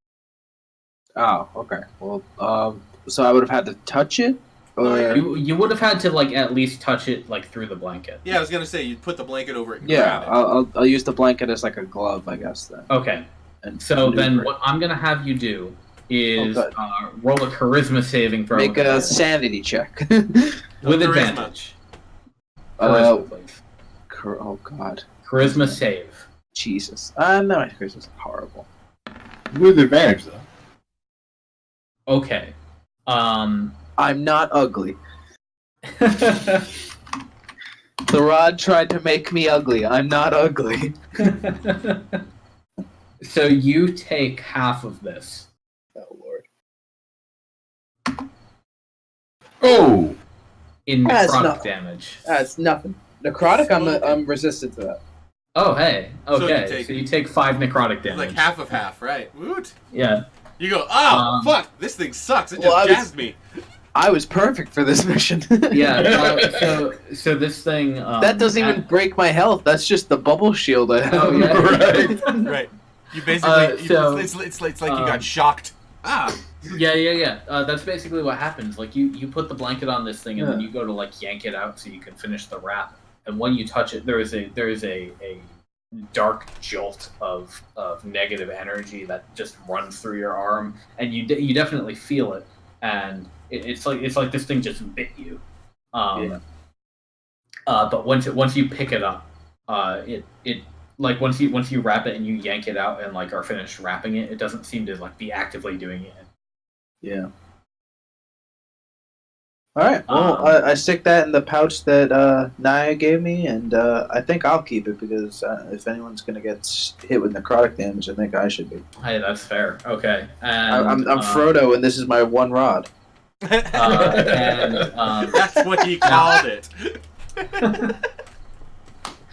And as you climb out and as you pop a firebolt in the corner, the whole structure shudders and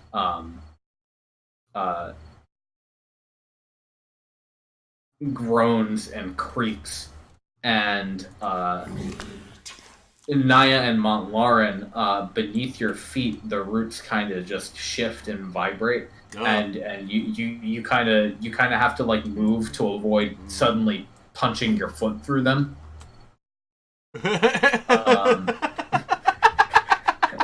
Ambergrene sees it and he runs away. I think we should leave. Back away quickly. Alright, so all at once, this whole structure kind of falls into itself. Can we still walk on water, or are we swimming? Oh yeah, you're walking for You are walking on water. Nice. You've got 45 minutes left. Okay. Yeah, we killed that guy super quickly. Yeah. This thing, it basically, as soon as you get out of the structure, it implodes onto itself, and all of the open space that was down below collapses and fills with water, and it crushes into this smaller, flat structure of wood, and then just tips over into the river and starts flowing downstream, breaking apart gradually over time. And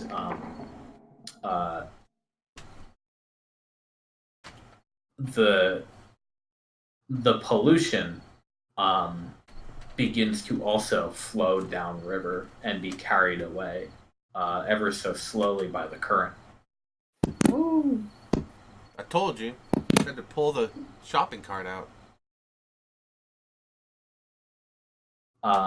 So there's no more corruption emanating from this spot, and what there is kind of gradually just flowing away, fading out. Watching. We Yeah. lanced the pustule. Yeah, Okay. the river This washes this all. object will presumably go to the ocean eventually. Hey, maybe it'll hit the hydrant. Oh, First. yeah. Poor river dragon. Right? Just slapped in the face with something. Yeah, Naia is correct. It seems like you guys did it. Hey. Woo.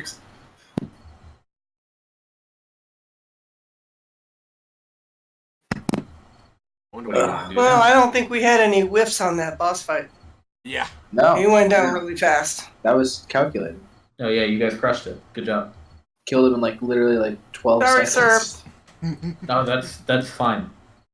Let me heal. Listen, Ambergrene. I got a really good boss fight out in Orvis. I don't need another one for a while. To be fair, if it wasn't for Naia's water walking, Yeah. that first fight would have been nearly impossible. It Yeah, would have for been a lot sure. harder, yeah. Right. Yeah, So- without the level 5 spell. I was gonna say- Yeah. There's just no way. Our level 5 ability does kind of give us... We're bordering on heroic. Yeah. That shit, they would have just dragged Mont'larin under and drowned him, and And then me, yeah. and then you, and yeah. I mean, So, that's pretty much what saved us, because I don't know that any of us have some great ability for swimming, no, and, No. and for me and surviving a Mont'larin are fight. in. Actually, do me and Mont'larin take disadvantage for swimming because we're wearing heavy armor? I think I'm Technically, wearing there are no rules for swimming in heavy armor, even though there probably should. Yeah, they're really... Yeah, that feels ridiculous. Yeah, scale mail isn't heavy armor, is it? It's medium armor. Well, I mean, Yeah. chainmail is not light. That's what I'm. I fight in Lamilar IRL, and Lamilar is more or less scale, and I would not want to swim for any length of time in my Lamilar. Well, I just meant based on light, medium, heavy. Heavy? Heavy should be sinking to the bottom. Yeah, plate. Medium, if I'm you're wearing struggling. a cuirass or a full cuirass or a full plate, yeah, then I'm fucked. Yeah, But I even wouldn't want to swim in my lamb. yeah. Yeah, you can't move properly in it. Even if you weren't just sinking, you'd be waterlogged, full of how many layers of cloth and yeah, no. But okay, yeah. So you guys were told that by the time you were done, decks should be set up at Orvis. Yeah, I was thinking we probably want to head south and report. Yeah, I'd kind of like to clear the map. Get back maybe to the bank of the river and make sure that everything's clearing up the way we expect to see it, and then get the hell out of here. Okay, so do you want to follow the river, or were you saying you want to get rid of those hexes? I'd like to get rid of those hexes and clear the map. Head straight Just, south. it's my OCD talking. You know what? I think that's fine. I think on the way home, yeah, Redshift will start tomorrow morning, so you'd have time to just scoot around these few hexes and clean them up. There's a big tree here. Cool. Yeah, Look, find a big tree. guys, Wow, big how tree. did we miss that? All right, and you guys retreat to Orvis after the Redshift begins. There are a good number of expeditionists out here now. Not too many, because they only sent a small squad due to the issues with the river pollution. But when you go to the central dais above the river, you find that Dex has... basically, he's removed the dry stone fountain that was in the middle, and cleared away the central pillar of it and replaced it with his obelisk. And you approach just as he's inserting the magic batteries into the pedestal. And Right. And he turns and he says, Naia, Mont'larin, Ambergrene, Ronku, everything go as planned? You're back. Swimmingly. Swimmingly. Yeah, That's funny. I just stopped laughing. That's funny. It's like the 80s sitcom laugh in the background. Exactly. Oh, bless you. I get one of those about once a Everyone month, you know? stops moving and the credits roll. Yeah, exactly. We all freeze. roll. Thank you. Thank you. I'll be here all week. He finishes inserting the battery and he like smacks the obelisk a little bit, and all of the runes along the mithril structure and on the onyx stones light up, and you get that familiar, like very soft humming magical sensation that it produces. And Is that the equivalent of him kicking it? Yeah. a little bit. Hold on, the TV's a little fuzzy. We gotta smack it out. Right. Exactly. And he steps back and looks at it, and as it produces its field of safety, he just whistles under his breath and he says, "Oh wow, I thought. Well, look at that, everyone. I tried hooking it into the dais here because this is where the city's enchantment was centralized, and it's made the area of protection even bigger than the one at Fort Maricus. Huh. We've got probably down a street or two into the riverbank from here. Nice. Yeah, This Very is well nice. protected." And we can have many more people protected. Very Yeah, cool. you so it worked. You found it, the source of the pollution. You're sure? We're sure. Oh yeah. Yeah, What was and it has something to do with this, and I'll pull the, Yeah, exactly. the rod out of the bag. Okay, and so do you like uncover it? No. Well, I'd say like it's necrotic in nature, and merely. Well, I never actually touched it with my bare hands, so like I would like caution Dex to even touch it, the blanket that I'm holding. Ooh, okay.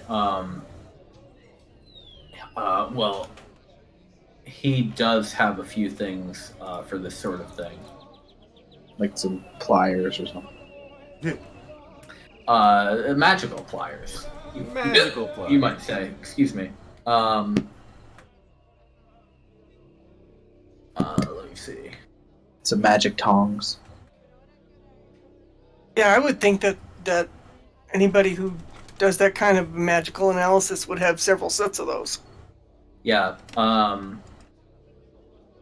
So he just says, Goddamn. would you uncover it for a moment? I have something that can absolutely handle this safely. Sure. Okay. Why not? So What's it he'll gonna do? Damage me?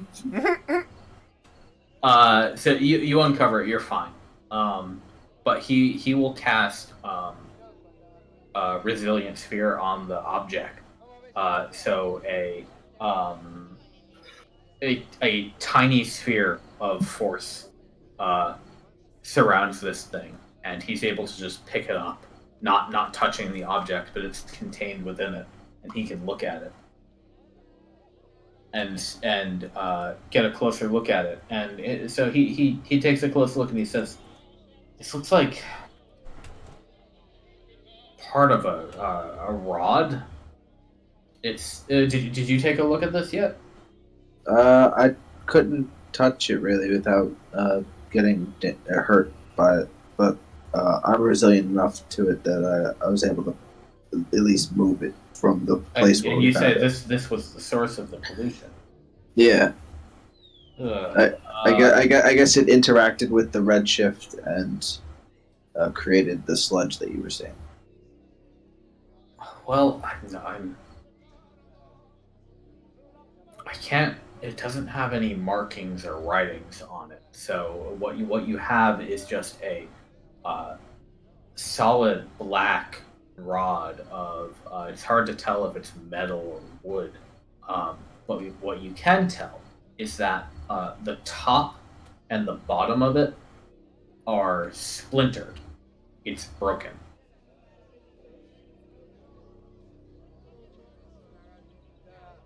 And he says, this looks like it's not a complete object. This looks like it's part of something. This is just a shard of material. I can't quite tell what it is. Oh, so like something evil exploded. Here. I think if we're you held it in that blanket for several days and it didn't cause any problems with the cloth, did it? Not to my knowledge. Okay, here.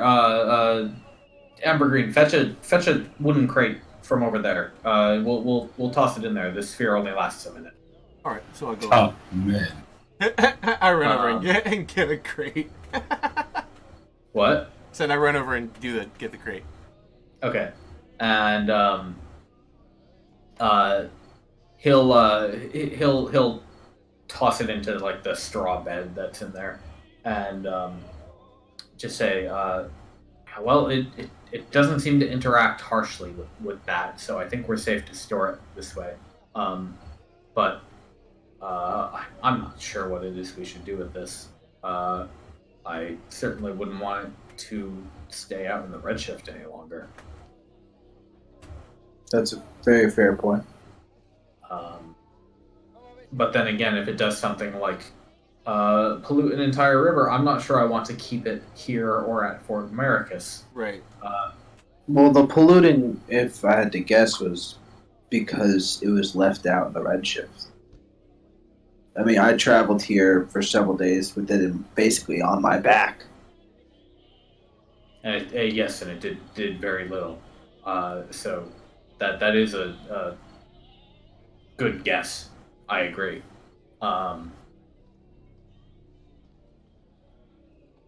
Perhaps we can keep it here, and I can keep an eye on it. And Seems fair enough. If it causes problems, I'm loath to destroy something immediately, but I could do my best to annihilate it. Is there a way to contain it? Kind of like that stone spell? Petrify? Petrify, yeah. Thank you. I know Van can petrify creatures. If I could perhaps.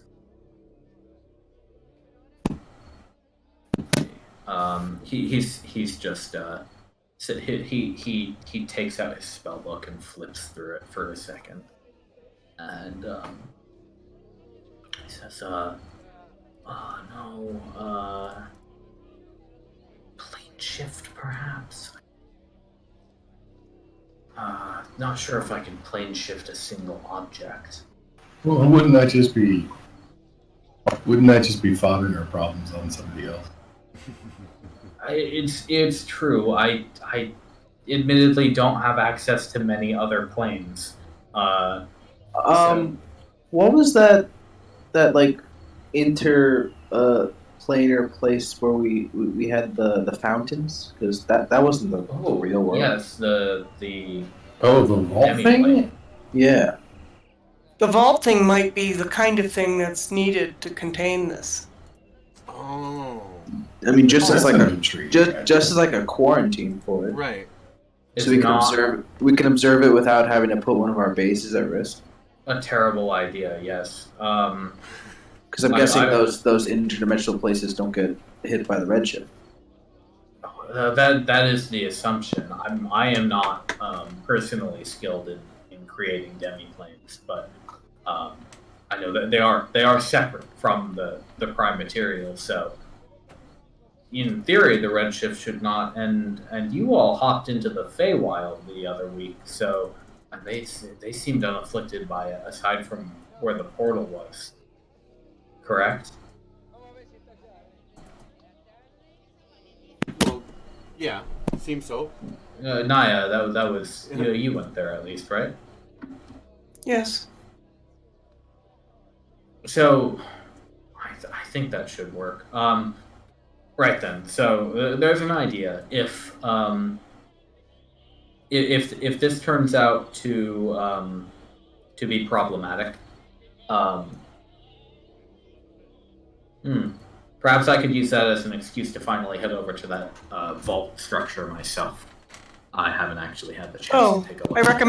I recommend that when you get a chance. It's a very interesting place. Hasn't been touched in a very long time. Has me making obelisks all day, every day. It's Well, you have this unique job, you know. I mean, nobody else can do it. So, job security. But if you get a chance to go, that's a very interesting place. It's very peaceful and untouched. Except for what we did to it. Right. Less touch. Oh, that wasn't much. Yeah. I hit it with a hammer.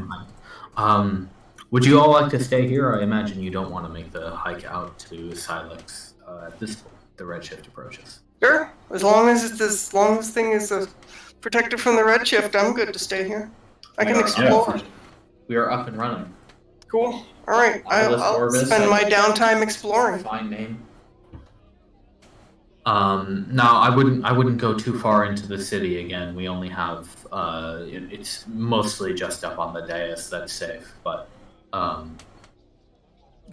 you should be fine on the bridge and cool. That's about it. That's great progress, though. This is a great place to to be able to claim for the commission. No, it's not evil. And polluted. I am stealing Lucent's thunder a little bit, so but she did. Oh, hang on. And now that I've got the thing up and running, he will go to the obelisk and activate the communication device, and basically prod at it until Lucent picks up, and he'll the way it works is there is a signal that it produces when somebody is attempting to access the communication network. It's like a phone booth. It is sort of a phone booth, but it is also like a like hologram. Like you can just sit there and shout "Hello, anybody nearby?" For like however long it takes somebody else to show up and activate it. Yeah, we've talked about that before. Actually, you can just kind of lean on the button and be like, "Hey."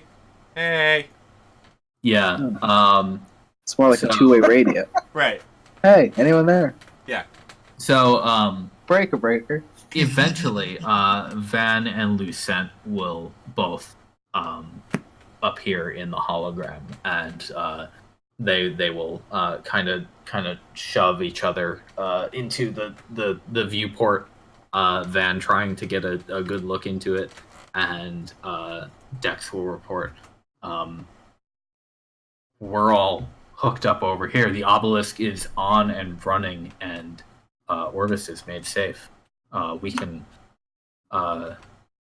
In fact, I have even better news for you. He'll point at you all behind him, and he'll say, "The team solved the problem. Apparently, they tell me the pollution is currently being cleared away by the natural forces of the river." Yay. He'll kind of leave it for you to. Is that in character? Yes. Commendations are in order, everyone. It's Brigadier. I don't hear anyone else having any rankings. Yeah. So Naia says, "Do we get a raise?" And Van just laughs and he says, "I think that's fine. What about you?" I mean, the worst they can say is no, right? I said that sort of motion. Gotta ask. Yeah, I don't think they're gonna fire you. Yeah. You'll get paid. That's But, not what I asked, but okay. You'll get paid more than you normally do. Ooh. And they'll say she'll say, okay, good work everyone, good work Dex and everybody else. Now that you've done this, I'll be making a formal announcement later, but you should get prepared. I would request that you, in fact, make some preparations for this. Van can provide you the details. But we're going to be moving our main base of operations to Orvis. Right. Uh-huh. Myself and everybody else will be heading over there. The Redshift has just started, so as soon as it wanes.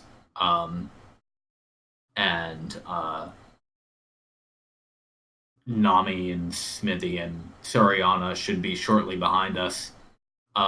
So we'll see you there presently. In the meantime, good work. Thanks, Captain. Hell yeah. Over now. And yeah, so they will see you later, and Dex will help you get paid. I believe we're up to 25 marks per person at this time. In addition to that, everybody will get 25 marks. 800 experience points. I didn't add my experience from last time, so what's the new threshold? For five, what was the base for 5? Oh, okay. So base for 5th level. Oh, hang on, I pinned that. Base for 5th level is 6,500. Wow. So you should be plus 800 now. So you'll be at 7,300, and then everybody else, whatever you're at, you gain 800 for today. And as I said, 25 marks.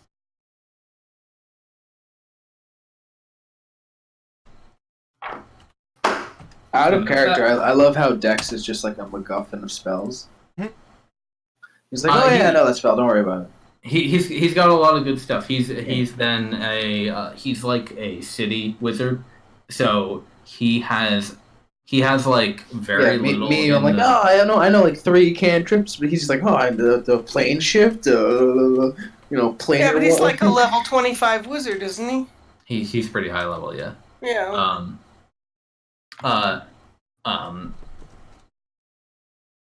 Like he has a few spells for self-defense, but a lot of the stuff that he has is the kind of stuff that you'd want a wizard in a city to have. Like, he's got his detect magics, but then he's got like I actually don't think I've ever actually seen Dex fight. We've seen Van fight, but I've never seen Dex fight.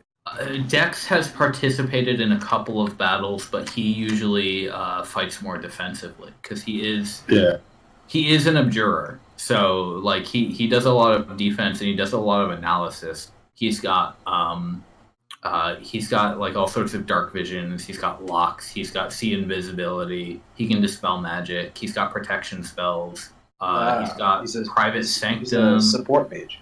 Yeah. He does have that big boy hand. I don't know why it's having him cast it at spell level 6, but that's fine. There it is. He's got Globe of Invulnerability. And he is a plane shifter. He can shift planes, although it takes some very expensive and hard to build tuning forks to use. But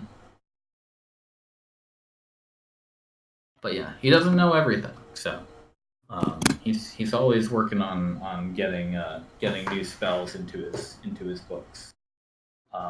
and of course he will level up with you guys as time goes on. So that's the game. Thank you guys. I'm glad we're back Oh, on. yeah. Thank you. It was a good session. Thank you. Got some shit done. Yeah. Yeah. We are moving along. I will calendar's updated. So I'm hoping we're gonna play every week until the 11th. I'm out, and then after that, I think I'm good for another few weeks. So we should be able to keep moving. I don't foresee another hiatus happening anytime soon. Except maybe in November, I might be out of town for a week or two. So hopefully we can make some progress. And I really want to get you guys through the next part of this campaign because I have some cool ideas now. Yay. Cool. Awesome. All right. All right. Thanks for playing, guys. See Sir, you next actually, sir, Yes. I actually have Yes, a quick. It's a D&D related question. Okay. Tell it to me. So, beholders are D&D exclusive, aren't they? They're owned by wizards. Yeah, beholders and like mind flayers and a couple of other things. So I downloaded ESO Elder Scrolls Online last Yeah. weekend, and I just beat what it was very blatantly a beholder boss.